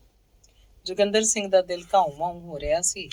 ਆਪਣੀ ਪੱਥਰ ਦਿਲੀ ਤੇ ਸ਼ਕੁੰਤਲਾ ਦੀ ਤਰਸਯੋਗ ਹਾਲਤ ਦਾ ਖਿਆਲ ਕਰਕੇ ਹਮਦਰਦੀ ਤੇ ਪਿਆਰ ਦੇ ਸੋਮੇ ਉਹਦੇ ਅੰਦਰੋਂ ਫੁੱਟ ਨਿਕਲੇ। ਉਹ ਸੋਚਣ ਲੱਗਾ, ਵਿਚਾਰੀ ਦੇ ਕੋਮਲ ਦਿਲ ਤੇ ਮੈਂ ਕਿੰਨੀਆਂ ਸੱਟਾਂ ਲਾ ਚੁੱਕਾਂ। ਫਿਰ ਪਿਆਰ ਨਾਲ ਗਦਗਦ ਹੋ ਕੇ ਬੋਲਿਆ, ਤੂੰ ਜੋ ਕਹੇਂਗੀ ਮੈਂ ਮੰਨਾਂਗਾ। ਪਹਿਲਾਂ ਸਹੁੰ ਚੁੱਕੋ। ਕਿਹਦੀ? ਮੇਰੇ ਸਿਰ ਦੀ। ਜੋਗਿੰਦਰ ਸਿੰਘ ਸਮਝ ਗਿਆ ਕਿ ਇਹ ਮੇਰੇ ਪਾਸੋਂ ਬਨੌਟੀ ਪ੍ਰੇਮ ਦੀ ਥਾਂ ਅੱਗੇ ਵਰਗੇ ਸੱਚੇ ਪ੍ਰੇਮ ਦੀ ਅਭਿਲਾਖਣ ਹੈ। ਉਹ ਬੋਲਿਆ, ਜੋ ਕਹੇਂਗੀ ਮੰਨਾਂਗਾ। ਮੇਰੇ ਸਿਰ ਦੀ ਸਹੁੰ ਜੇ। ਆਹੋ, ਗੱਲ ਵੀ ਦੱਸ ਹੁਣ। ਮੁੱਕਰੋਗੇ ਤੇ ਨਹੀਂ? ਨਹੀਂ ਮੁੱਕਰਦਾ, ਪਰ ਤੂੰ ਗੱਲ ਵੀ ਦੱਸੇ। ਮੁੱਕਰੋਗੇ ਤਾਂ ਮੇਰਾ ਮੋਈ ਦਾ ਮੂੰਹ ਵੇਖੋਗੇ। ਤੂੰ ਦੱਸ ਵੀ, ਮੈਨੂੰ ਕੱਚੀ ਨੂੰ ਖਾਓਗੇ? ਓਏ ਮੇਰਿਆ ਰੱਬਾ, ਛੱਡ ਵੀ ਹੁਣ ਲੰਮੇ ਕਿੱਸੇ। ਸ਼ਕੁੰਤਲਾ ਆਪਣੇ ਆਪ ਉੱਤੇ ਪੂਰਾ ਕਾਬੂ ਪਾ ਕੇ ਬੋਲੀ, ਪਰ ਉਹਦੇ ਸਾਰੇ ਸਰੀਰ ਵਿੱਚ ਇੱਕ ਵਾਰੀ ਕੰਬਣੀ ਛਿੜ ਗਈ। ਇਸ ਅੱਤ ਦੀ ਠੰਡ ਵੇਲੇ ਵੀ ਉਹਦੇ ਮੱਥੇ ਉੱਤੇ ਕਈ ਤੁਪਕੇ ਪਾਣੀ ਦੇ ਡਲਕ ਪਏ ਤੇ ਦਿਲ ਉਹਦਾ ਧੜਕਣ ਲੱਗ ਪਿਆ। ਉਧਰ ਜੋਗਿੰਦਰ ਸਿੰਘ ਨੂੰ ਗੱਲ ਸੁਣ ਕੇ ਇਉਂ ਮਾਲੂਮ ਹੋਇਆ ਜਿੱਕਣ ਉਹਦੇ ਸਾਹਮਣੇ ਕਿਸੇ ਨੇ ਬੰਬ ਦਾ ਗੋਲਾ ਸੁੱਟਤਾ ਹੋਵੇ। ਸ਼ਕੁੰਤਲਾ ਦਾ ਇਹ ਵਾਕ ਉਹਦੀ ਰਗ ਰਗ 'ਚ ਧੱਸ ਗਿਆ ਤੇ ਉਹਦੇ ਸਾਰੇ ਸਰੀਰ ਤੇ ਦਿਮਾਗ 'ਚ ਧੁੰਦ ਜਿਹੀ ਛਾ ਗਈ। ਭਾਵੇਂ ਉਹ ਸੰਤਾਨ ਦੀ ਸਿੱਕ 'ਚ ਪਾਗਲ ਹੋਇਆ ਫਿਰਦਾ ਸੀ, ਪਰ ਸ਼ਕੁੰਤਲਾ ਦੇ ਅਜਿਹੇ ਭਾਵਾਂ ਨੇ ਤੇ ਆਤਮ ਤਿਆਗ ਨੇ ਉਹਦੇ ਦਿਲ ਨੂੰ ਇੱਕਦਮ ਪਲਟ ਦਿੱਤਾ। ਉਹ ਬੇਵਸਾ ਹੋ ਕੇ ਬੋਲਿਆ, ਮੈਂ ਆਪਣੀ ਸਹੁੰ ਵਾਪਸ ਲੈਂਦਾ। ਇਹ ਕਦੇ ਨਹੀਂ ਹੋ ਸਕਦਾ ਕਿ ਇੱਕ ਮਰਦ ਸਹੁੰ ਖਾ ਕੇ ਮੁੱਕਰ ਜਾਵੇ, ਕਹਿ ਕੇ ਸ਼ਕੁੰਤਲਾ ਨੇ ਉਸਦੇ ਅਧੂਰੇ ਵਾਕ ਨੂੰ ਪੂਰਾ ਕੀਤਾ। ਸ਼ਕੁੰਤਲਾ, ਜੋਗਿੰਦਰ ਸਿੰਘ ਉਸ ਵੱਲ ਦੋਵੇਂ ਬਾਹਾਂ ਵਧਾ ਕੇ ਬੋਲਿਆ, ਮੈਨੂੰ ਮਾਫ਼ ਕਰ, ਮੈਂ ਤੇਰੇ ਨਾਲ ਧੱਕਾ ਕੀਤਾ। ਪਤੀ ਦੀਆਂ ਬਾਹਾਂ ਦਾ ਸਤਿਕਾਰ ਕਰਦੀ ਹੋਈ ਸ਼ਕੁੰਤਲਾ ਬੋਲੀ, ਤੁਸਾਂ ਅਜੇ ਹੁਣੇ ਹੀ ਮੇਰੇ ਸਿਰ ਦੀ ਸਹੁੰ ਚੁੱਕੀ ਸੀ, ਪਰ ਤੈਥੋਂ ਬਖਸ਼ਾ ਲਵਾਂਗਾ। ਤੁਹਾਨੂੰ ਮੇਰੀ ਮੁਰਾਦ ਜ਼ਰੂਰ ਪੂਰੀ ਕਰਨੀ ਪਏਗੀ। ਕੀ ਮੁਰਾਦ? ਬਾਲ ਖਿਡਾਉਣ ਦੀ। ਵਾਹਿਗੁਰੂ ਕਰੇ ਤੇਰੀ ਮੁਰਾਦ ਛੇਤੀ ਪੂਰੀ ਹੋਵੇ, ਪਰ ਇਹ ਮੈਥੋਂ ਨਹੀਂ ਪੂਰੀ ਹੋ ਸਕਦੀ। ਕਿਉਂ? ਮੈਨੂੰ ਔਲਾਦ ਨਹੀਂ ਹੋਏਗੀ। ਕਿਉਂ? ਤੂੰ ਕੋਈ ਬੁੱਢੀ ਹੋ ਗਈ ਹੈ? ਅਜੇ ਤੇ ਤੇਰੀ ਉਮਰ ਮਸਾਂ 25-26 ਵਰ੍ਹਿਆਂ ਦੀ ਹੋਏਗੀ। ਬੁੱਢੀ ਤਾਂ ਨਹੀਂ ਹੋ ਗਈ, ਪਰ ਕੱਲ ਸੁਭੱਦਰਾ ਤੇ ਚਾਨਣ ਦੇ ਹੀ ਮੈਨੂੰ ਬਦੋ ਬਦੀ ਲੇਡੀ ਡਾਕਟਰ ਪਾਸ ਲੈ ਗਈਆਂ ਸੀ। ਫਿਰ ਕੀ ਕਿਹਾ ਉਹਨੇ? ਕਹਿੰਦੀ ਸੀ ਤੇਰਾ ਸਰੀਰ ਮੋਟਾ ਹੋ ਗਿਆ, ਧਰਨ ਤੇ ਚਰਬੀ ਚੜ ਗਈ ਹੈ, ਇਸੇ ਕਰਕੇ। ਜੋਗਿੰਦਰ ਸਿੰਘ ਦੇ ਅੰਦਰ ਇਹ ਸੁਣ ਕੇ ਮੱਧਮ ਜਿਹੀ ਪੀੜ ਹੋਈ ਤੇ ਹੌਸਲੇ ਨਾਲ ਬੋਲਿਆ, ਚੱਲ ਨਾ ਸੀ ਫਿਰ, ਪੁੱਤਰ ਕਿਹੜਾ ਸਾਰੀ ਦੁਨੀਆ ਨੂੰ ਖੱਟੀਆਂ ਖਵਾਉਣ ਡਏ ਹੋਏ ਨੇ। ਇਸ ਤੋਂ ਬਾਅਦ ਉਹ ਸ਼ਕੁੰਤਲਾ ਦੇ ਦਿਲ ਦਾ ਮਜ਼ਬੂਨ ਪੜ੍ਹਨ ਲਈ ਬੜੇ ਗੌਰ ਨਾਲ ਉਹਦੇ ਚਿਹਰੇ ਵੱਲ ਤੱਕਣ ਲੱਗਾ, ਪਰ ਉਹਦੀਆਂ ਅੱਖਾਂ ਨੇ ਉਹੀ ਕੁਝ ਡਿੱਠਾ ਜੋ ਕੁਝ ਉਹਦੇ ਕੰਨਾਂ ਨੇ ਸੁਣਿਆ ਸੀ। ਅੰਗ ਤੀਸਰਾ। ਇਸ ਤਰ੍ਹਾਂ ਕੁਝ ਸਮਾਂ ਹੋਰ ਲੰਘ ਗਿਆ। ਜੋਗਿੰਦਰ ਸਿੰਘ ਹੁਣ ਲੱਗਦੀ ਵਾਰ ਸ਼ਕੁੰਤਲਾ ਨੂੰ ਖੁਸ਼ ਰੱਖਣ 'ਚ ਰਹਿੰਦਾ ਸੀ, ਪਰ ਅਲੂਣੇ ਪਕਵਾਨ ਵਿੱਚੋਂ ਸ਼ਕੁੰਤਲਾ ਨੂੰ ਸਵਾਦ ਨਹੀਂ ਸੀ ਆਉਂਦਾ, ਜਿਸ ਦੀ ਉਹ ਲੋੜਵੰਦ ਸੀ। ਪਤੀ ਦਾ ਦੂਜਾ ਵਿਆਹ ਕਰਾਉਣ ਦੀ ਲਗਨ ਉਹਦੇ ਦਿਲ 'ਚ ਬਰਾਬਰ ਕਾਇਮ ਰਹੀ। ਜਿਵੇਂ ਰਿੱਛ ਨੂੰ ਦੂਰੋਂ ਆਉਂਦਾ ਵੇਖ ਕੇ ਛੋਟਾ ਬਾਲ ਖੁਸ਼ੀ ਨਾਲ ਭੁੜਕ ਕੇ ਉਸ ਵੱਲ ਵੱਧਦਾ ਹੈ, ਉਹਦੇ ਭਾਣੇ ਕੋਈ ਚੰਗੀ ਚੀਜ਼ ਹੋਏਗੀ, ਪਰ ਜਦੋਂ ਹੀ ਉਹ ਰਿੱਛ ਦੇ ਨੇੜੇ ਜਾਂਦਾ, ਡਰ ਨਾਲ ਇੱਕਦਮ ਸਹਿਮ ਜਾਂਦਾ ਹੈ। ਇਹੋ ਹਾਲ ਸ਼ਕੁੰਤਲਾ ਦਾ ਸੀ। ਉਹ ਸੌਕਣਾ ਦੇ ਵਰਤਾਅ ਤੇ ਉਸ ਤੋਂ ਪੈਦਾ ਹੋਣ ਵਾਲੇ ਕਲੇਸ਼ਾਂ ਤੋਂ ਉੱਕੀ ਬੇਖਬਰ ਸੀ। ਇਸ ਸੰਬੰਧੀ ਉਹ ਕੇਵਲ ਇੰਨਾ ਹੀ ਸਮਝਦੀ ਸੀ ਕਿ ਘਰ 'ਚ ਇੱਕ ਹੋਰ ਵਹੁਟੀ ਆ ਜਾਏਗੀ। ਜਦ ਉਹਦੇ ਘਰ ਸੰਤਾਨ ਹੋ ਪਏਗੀ ਤਾਂ ਉਹਦੇ ਪਤੀ ਦੀ ਉਦਾਸੀ ਇੱਕਦਮ ਖੁਸ਼ੀ 'ਚ ਵੱਟ ਜਾਏਗੀ। ਉਹ ਫੁੱਲਿਆ ਨਹੀਂ ਸਮਾਏਗਾ ਤੇ ਉਹਨੂੰ ਅੱਗੇ ਨਾਲੋਂ ਵਧੇਰੇ ਪਿਆਰ ਕਰੇਗਾ। ਪਰ ਇਹਦੇ ਨਾਲ ਹੀ ਜਦੋਂ ਉਹਨੂੰ ਇਹ ਖਿਆਲ ਆਉਂਦਾ ਕਿ ਮੇਰਾ ਪਤੀ ਮੈਥੋਂ ਛੁੱਟ ਕਿਸੇ ਹੋਰ ਨਾਲ ਵੀ ਪਿਆਰ ਕਰੇਗਾ, ਤਾਂ ਉਹਦੇ ਦਿਲ 'ਚ ਕਈਆਂ ਖਤਰਿਆਂ ਤੇ ਵਹਿਮਾਂ ਦੇ ਬੱਦਲ ਉਮੜ ਆਉਂਦੇ। ਉਹਨੇ ਆਪਣੇ ਸਾਰੇ ਭਾਵਾਂ ਨੂੰ ਪਤੀ ਦੀ ਖੁਸ਼ੀ 'ਚ ਲੀਨ ਕਰ ਦਿੱਤਾ ਤੇ ਆਉਣ ਵਾਲੇ ਖਤਰਿਆਂ ਨੂੰ ਝੱਲਣ ਲਈ ਆਪਣੇ ਆਪ ਨੂੰ ਬਹੁਤ ਹੱਦ ਤੱਕ ਤਿਆਰ ਕਰ ਲਿਆ। ਪਹਿਲਾਂ ਕੁਝ ਦਿਨ ਤਾਂ ਜੋਗਿੰਦਰ ਸਿੰਘ ਦੇ ਦਿਲ ਵਿੱਚ ਸਗੋਂ ਸ਼ਕੁੰਤਲਾ ਪ੍ਰਤੀ ਸ਼ਰਧਾ ਤੇ ਪ੍ਰੇਮ ਹੋਰ ਵੀ ਵੱਧ ਗਿਆ ਤੇ ਸੰਤਾਨ ਪ੍ਰਾਪਤੀ ਦਾ ਜੋਸ਼ ਕੁਝ ਨਰਮ ਪੈ ਗਿਆ, ਪਰ ਉਹਦੀ ਇਹ ਹਾਲਤ ਬਹੁਤੇ ਦਿਨ ਨਾ ਰਹੀ। ਹੌਲੀ ਹੌਲੀ ਪੁੱਤਰ ਪ੍ਰਾਪਤੀ ਦੀ ਲਗਨ ਉਹਦੇ ਦਿਲ ਵਿੱਚ ਸਗੋਂ ਅੱਗੇ ਨਾਲੋਂ ਵੀ ਦੂਣੀ ਹੋ ਗਈ। ਸ਼ਕੁੰਤਲਾ ਦੀਆਂ ਸਹੁੰਆਂ ਜੋਗਿੰਦਰ ਸਿੰਘ ਨੂੰ ਯਾਦ ਸਨ। ਉਹ ਕਦੀ ਕਦੀ ਨਵੀਂ ਵਹੁਟੀ ਦੇ ਸੁਪਨੇ ਵੀ ਲੈਣ ਲੱਗ ਪਿਆ। ਅੰਤ ਇਹ ਖਿਆਲ ਅਮਲੀ ਸੂਰਤ ਪਕੜ ਗਏ ਤੇ ਉਸ ਆਪਣੇ ਕਈ ਯਾਰਾਂ ਦੋਸਤਾਂ ਨੂੰ ਵੀ ਮਦਦ ਕਰਨ ਲਈ ਵੰਗਾਰਿਆ। ਉਹਨੇ ਭੇਤ ਸ਼ਕੁੰਤਲਾ ਨੂੰ ਨਹੀਂ ਸੀ ਦਿੱਤਾ, ਪਰ ਉਹ ਇਹ ਨਹੀਂ ਸੀ ਜਾਣਦਾ ਕਿ ਉਹ ਜਿਹੜੇ ਸੁੰਝ ਦੇ ਸੱਤੂ ਪਿਹਾਰੇ ਹੈ, ਉਹਨਾਂ ਦੇ ਸਵਾਦ ਦਾ ਪਤਾ ਉਦੋਂ ਹੀ ਲੱਗੇਗਾ ਜਦੋਂ ਮੂੰਹ 'ਚ ਪੈਣਗੇ। ਇੱਕ ਦਿਨ ਸ਼ਕੁੰਤਲਾ ਰੋਟੀ ਟੁੱਕ ਤੋਂ ਵਿਹਲੀ ਹੋ ਕੇ ਕਮਰੇ 'ਚ ਬੈਠੀ ਦੁਪੱਟੇ ਤੇ ਚਿਕਨ ਕੱਢ ਰਹੀ ਸੀ। ਧਾਗੇ ਦੇ 1-2 ਰੰਗ ਮੁੱਕ ਗਏ। ਉਹਨੇ ਨੌਕਰ ਜਗਤੂ ਨੂੰ ਆਵਾਜ਼ ਦਿੱਤੀ, ਜਗਤੂ ਜਾ ਮੈਨੂੰ ਬਾਹਰੋਂ ਇਹਨਾਂ ਦੇ ਰੰਗਾਂ ਦਾ ਧਾਗਾ ਲਿਆ ਦੇ। ਜਗਤੂ ਲਾਗੇ ਬੈਠਾ ਹੱਥ 'ਚ ਇੱਕ ਗੁਰਮੁਖੀ ਦਾ ਅਖਬਾਰ ਲਈ ਪੜ੍ਹ ਰਿਹਾ ਸੀ। ਹੱਥੋਂ ਅਖਬਾਰ ਰੱਖ ਕੇ ਪੈਸੇ ਲੈ ਕੇ ਉਹ ਬਾਜ਼ਾਰ ਚਲਾ ਗਿਆ। ਸ਼ਕੁੰਤਲਾ ਅਖਬਾਰ ਪੜ੍ਹਨ ਲੱਗ ਪਈ। 1 ਮਹੀਨੇ ਦਾ ਪੁਰਾਣਾ ਪਰਚਾ ਸੀ। ਵਰਕੇ ਫਰੋਲਦਿਆਂ ਅਚਾਨਕ ਉਹਦੀ ਨਜ਼ਰ ਇੱਕ ਸੁਰਖੀ ਤੇ ਜਾ ਪਈ। ਲਿਖਿਆ ਸੀ, ਵਰ ਲਈ ਕੰਨਿਆਂ ਦੀ ਲੋੜ। ਉਹ ਜ਼ਰਾ ਗੌਰ ਨਾਲ ਉਹਨੂੰ ਪੜ੍ਹਨ ਲੱਗੀ। ਇਸ਼ਤਿਹਾਰ ਇਸ ਤਰ੍ਹਾਂ ਸੀ, ਮੇਰੇ ਇੱਕ ਪਤਵੰਤੇ ਤੇ ਖਾਨਦਾਨੀ ਸਿੱਖ ਦੋਸਤ ਲਈ ਨੌਜਵਾਨ, ਕੁਆਰੀ, ਸੁੰਦਰ, ਪੜ੍ਹੀ ਲਿਖੀ, ਸੁਸ਼ੀਲ ਪਤਨੀ ਦੀ ਲੋੜ ਹੈ। ਵਰ ਦੀ ਉਮਰ 30 ਸਾਲ ਦੀ ਹੈ। ਆਪ ਕਲਰਕੀ ਦੇ ਅਹੁਦੇ ਤੇ ਹਨ। ਇਸ ਤੋਂ ਛੁੱਟ ਜ਼ਮੀਨ ਜਾਇਦਾਦ ਦੇ ਮਾਲਕ ਵੀ ਹਨ। ਆਪਣੇ ਆਪ ਦੇ ਘਰ ਸੁਪਤਨੀ ਮੌਜੂਦ ਹੈ, ਪਰ ਸੰਤਾਨ ਪ੍ਰਾਪਤੀ ਲਈ ਦੂਜੇ ਵਿਆਹ ਦੀ ਲੋੜ ਹੈ। ਲਿਖਤ ਪੜ੍ਹਤ ਹੇਠ ਲਿਖੇ ਪਤੇ ਤੇ ਕਰੋ। ਇਕਬਾਲ ਸਿੰਘ ਮਾਰਫਤ ਇਹ ਅਖਬਾਰ ਲਾਹੌਰ। ਲੇਖ ਪੜ੍ਹਦਿਆਂ ਸ਼ਕੁੰਤਲਾ ਦੇ ਦਿਲ 'ਚ ਸ਼ੱਕ ਹੋਇਆ ਤੇ ਇਹ ਸ਼ੱਕ ਨਿਸ਼ਚੇ 'ਚ ਬਦਲ ਗਿਆ ਜਦ ਉਹਨੇ ਹੇਠਾਂ ਇਕਬਾਲ ਸਿੰਘ ਦਾ ਨਾਮ ਪੜ੍ਹਿਆ। ਇਹ ਉਹਦੇ ਪਤੀ ਦਾ ਗੂੜਾ ਦੋਸਤ ਸੀ, ਜਿਹੜਾ ਬੀਜ ਸ਼ਕੁੰਤਲਾ ਨੇ ਬੰਜਰ ਧਰਤੀ ਸਮਝ ਕੇ ਉਸ 'ਚ ਸਹਿਜ ਭਾਅ ਨਾਲ ਸੁੱਟ ਦਿੱਤਾ ਸੀ। ਉਹਦਾ ਬੂਟਾ ਇੰਨੀ ਛੇਤੀ ਪੁੰਗਰ ਕੇ ਤੇ ਇੰਨੀਆਂ ਲੰਮੀਆਂ ਜੜ੍ਹਾਂ ਫੜ ਲਏਗਾ। ਇਸ ਗੱਲ ਦਾ ਉਹਨੂੰ ਸੁਪਨੇ ਵਿੱਚ ਵੀ ਖਿਆਲ ਨਹੀਂ ਸੀ। ਉਹਦੇ ਦਿਲ ਨੂੰ ਇੱਕ ਧੱਕਾ ਜਿਹਾ ਵੱਜਾ, ਪਰ ਝੱਟ ਹੀ ਉਹਨੇ ਆਪਣੇ ਆਪ ਨੂੰ ਸੰਭਾਲ ਕੇ ਦਿਲ ਨੂੰ ਦਿਲਬਰੀਆਂ ਦੇਣੀਆਂ ਸ਼ੁਰੂ ਕਰ ਦਿੱਤੀਆਂ। ਇਹ ਦਿਲਬਰੀਆਂ ਉਸੇ ਤਰ੍ਹਾਂ ਦੀਆਂ ਸਨ ਜਿਸ ਤਰ੍ਹਾਂ ਇੱਕ ਭੁੱਖ ਨਾਲ ਰੋ ਰਹੇ ਬੱਚੇ ਨੂੰ ਕੋਈ ਖਿਡੌਣੇ ਦੇ ਕੇ ਚੁੱਪ ਕਰਾਉਣ ਦਾ ਯਤਨ ਕਰੇ। ਇੱਕ ਵਾਰੀ ਗੁੱਸੇ ਨਾਲ ਉਹਦਾ ਚਿਹਰਾ ਤਮਤਮਾ ਉੱਠਿਆ। ਸੋਚਣ ਲੱਗੀ, ਮੇਰੇ ਸਾਹਮਣੇ ਨਾ ਕਰਦੇ ਰਹਿੰਦੇ ਨੇ ਤੇ ਅੰਦਰੋਂ ਅੰਦਰ ਇਹ ਕਾਰੇ। ਅੱਜ ਆਉਣਗੇ ਤਾਂ ਪੁੱਛਾਂਗੀ। ਪਰ ਝੱਟ ਹੀ ਉਹਦਾ ਇਹ ਖਿਆਲ ਬਦਲ ਗਿਆ ਤੇ ਸੋਚਣ ਲੱਗੀ, ਨਹੀਂ, ਇਹ ਮੂਰਖਪੁਣਾ ਹੋਏਗਾ। ਜਦ ਮੈਂ ਆਪ ਹੀ ਉਹਨਾਂ ਨੂੰ ਮਜਬੂਰ ਕੀਤਾ ਤਾਂ ਉਹਨਾਂ ਦਾ ਅਖਤਿਆਰ ਹੈ, ਜਿਕਣ ਚਾਹੁਣ ਕਰਨ। ਮੈਂ ਉਹਨਾਂ ਨੂੰ ਇਸ ਬਾਰੇ ਕੁਝ ਆਖਾਂਗੀ ਤਾਂ ਜ਼ਰੂਰ ਉਹਨਾਂ ਦਾ ਦਿਲ ਦੁਖੇਗਾ ਤੇ ਇਹ ਵੀ ਹੋ ਸਕਦਾ ਹੈ ਕਿ ਉਹ ਇਸ ਖਿਆਲ ਨੂੰ ਬਦਲ ਹੀ ਦੇਣ। ਨਹੀਂ, ਮੈਂ ਉਹਨਾਂ ਨੂੰ ਇਸ ਬਾਰੇ ਕੁਝ ਨਹੀਂ ਆਖਾਂਗੀ। ਜੋ ਮੂੰਹੋਂ ਕੱਢ ਚੁੱਕੀਆਂ ਉਹਨੂੰ ਠੰਡੇ ਦਿਲ ਨਾਲ ਹੋਣ ਦਿਆਂਗੀ। ਸ਼ਕੁੰਤਲਾ ਦਾ ਦਿਲ ਅੱਜ ਪਲ ਪਲ ਮਗਰੋਂ ਭਰਦਾ ਆਉਂਦਾ ਸੀ ਤੇ ਇੱਕ ਵਾਰੀ ਦਿਲ ਖੋਲ ਕੇ ਰੋਣ ਨੂੰ ਉਹਦਾ ਜੀਅ ਕਰਦਾ ਸੀ। ਇਉਂ ਕਿਉਂ ਹੁੰਦਾ? ਇਉਂ ਜਾਪਣ ਲੱਗਾ ਜਿਕਣ ਦਿਲ ਨੂੰ ਕੋਈ ਚੀਜ਼ ਥੱਲੇ ਖਿੱਚੀ ਲਈ ਜਾਂਦੀ ਹੈ। ਕਿਸੇ ਵੇਲੇ ਉਹਨੂੰ ਇੱਕ ਠੰਡਾ ਹੌਕਾ ਆਉਂਦਾ ਤੇ ਫਿਰ ਅੱਖਾਂ ਭਰ ਆਉਂਦੀਆਂ। ਸਾਰੀ ਦਿਹਾੜੀ ਉਹਨੇ ਡਾਢੀ ਬੇਆਰਾਮੀ ਨਾਲ ਕੱਟੀ ਤੇ ਲੋਡੇ ਵੇਲੇ ਜਦ ਜੋਗਿੰਦਰ ਸਿੰਘ ਦੇ ਆਉਣ ਦਾ ਵੇਲਾ ਹੋਇਆ ਤਾਂ ਉਹਨੂੰ ਇਸ ਹਾਲਤ ਦੇ ਬਦਲਣ ਦਾ ਫਿਕਰ ਪਿਆ। ਉਹਨੇ ਛੇਤੀ ਨਾਲ ਮੂੰਹ ਹੱਥ ਧੋਤਾ, ਕੰਘੀ ਵਾਈ, ਕੱਪੜੇ ਬਦਲੇ, ਗੁਲਾਬੀ ਦੁਪੱਟਾ ਕੱਢ ਕੇ ਉੱਪਰ ਲਿਆ। ਇਸ ਤੋਂ ਥੋੜਾ ਹੀ ਚਿਰ ਬਾਅਦ ਜੋਗਿੰਦਰ ਸਿੰਘ ਖਾਕਦਾਨ ਨਾਲ ਬੂਟ ਪੂੰਝ ਕੇ ਕਮਰੇ 'ਚ ਆਇਆ। ਸ਼ਕੁੰਤਲਾ ਨੇ ਉੱਠ ਕੇ ਪਤੀ ਦਾ ਸਵਾਗਤ ਕੀਤਾ ਤੇ ਫਿਰ ਉਹਦੇ ਬੂਟਾਂ ਦੇ ਤਸਮੇ ਖੋਲ੍ਹਦੀ ਬੋਲੀ, ਅੱਜ ਚਿਰ ਲਾ ਆਏ। ਜੋਗਿੰਦਰ ਸਿੰਘ ਕੋਟ ਦੇ ਬਟਨ ਖੋਲ੍ਹਦਾ ਹੋਇਆ ਬੋਲਿਆ, ਦੇਰ ਹੋ ਗਈ ਸੀ ਤੇਰੇ ਹੀ ਕੰਮ ਲਈ। ਸ਼ਕੁੰਤਲਾ ਨੇ ਉਹਦਾ ਕੋਟ ਉਤਾਰਦਿਆਂ ਹੋਇਆ ਪੁੱਛਿਆ, ਮੇਰੇ ਕੰਮ ਲਈ? ਉਹ ਕੀ? ਜੋਗਿੰਦਰ ਸਿੰਘ ਨੇ ਕੋਟ ਦੀ ਜੇਬ 'ਚੋਂ ਇੱਕ ਲਪੇਟੀ ਹੋਈ ਪੁੜੀ ਕੱਢ ਕੇ ਸ਼ਕੁੰਤਲਾ ਨੂੰ ਫੜਾਉਂਦਿਆਂ ਕਿਹਾ, ਇਸ ਲਈ। ਸ਼ਕੁੰਤਲਾ ਨੇ ਪੁੜੀ ਖੋਲ੍ਹੀ, ਵੇਖਿਆ ਇੱਕ ਬਨਾਰਸੀ ਸਾੜੀ ਸੀ। ਉਥਲ ਕੇ ਤੇ ਪੱਲਿਆਂ ਤੇ ਹੋਏ ਤਿੱਲੇ ਦੇ ਕੰਮ ਨੂੰ ਗੌਰ ਨਾਲ ਵੇਖਦੀ ਹੋਈ ਬੋਲੀ, ਏਡੀ ਵਧੀਆ ਲਿਆਉਣ ਦੀ ਕੀ ਲੋੜ ਸੀ? ਕਿੰਨੇ ਦੀ ਲਿਆਂਦੀ ਜੀ? ਬਹੁਤੇ ਮੁੱਲ ਦੀ ਤਾਂ ਨਹੀਂ। ਤਾਂ ਵੀ ਕਿੰਨੇ ਦੀ ਆਈ ਜੀ? 45 ਦੀ।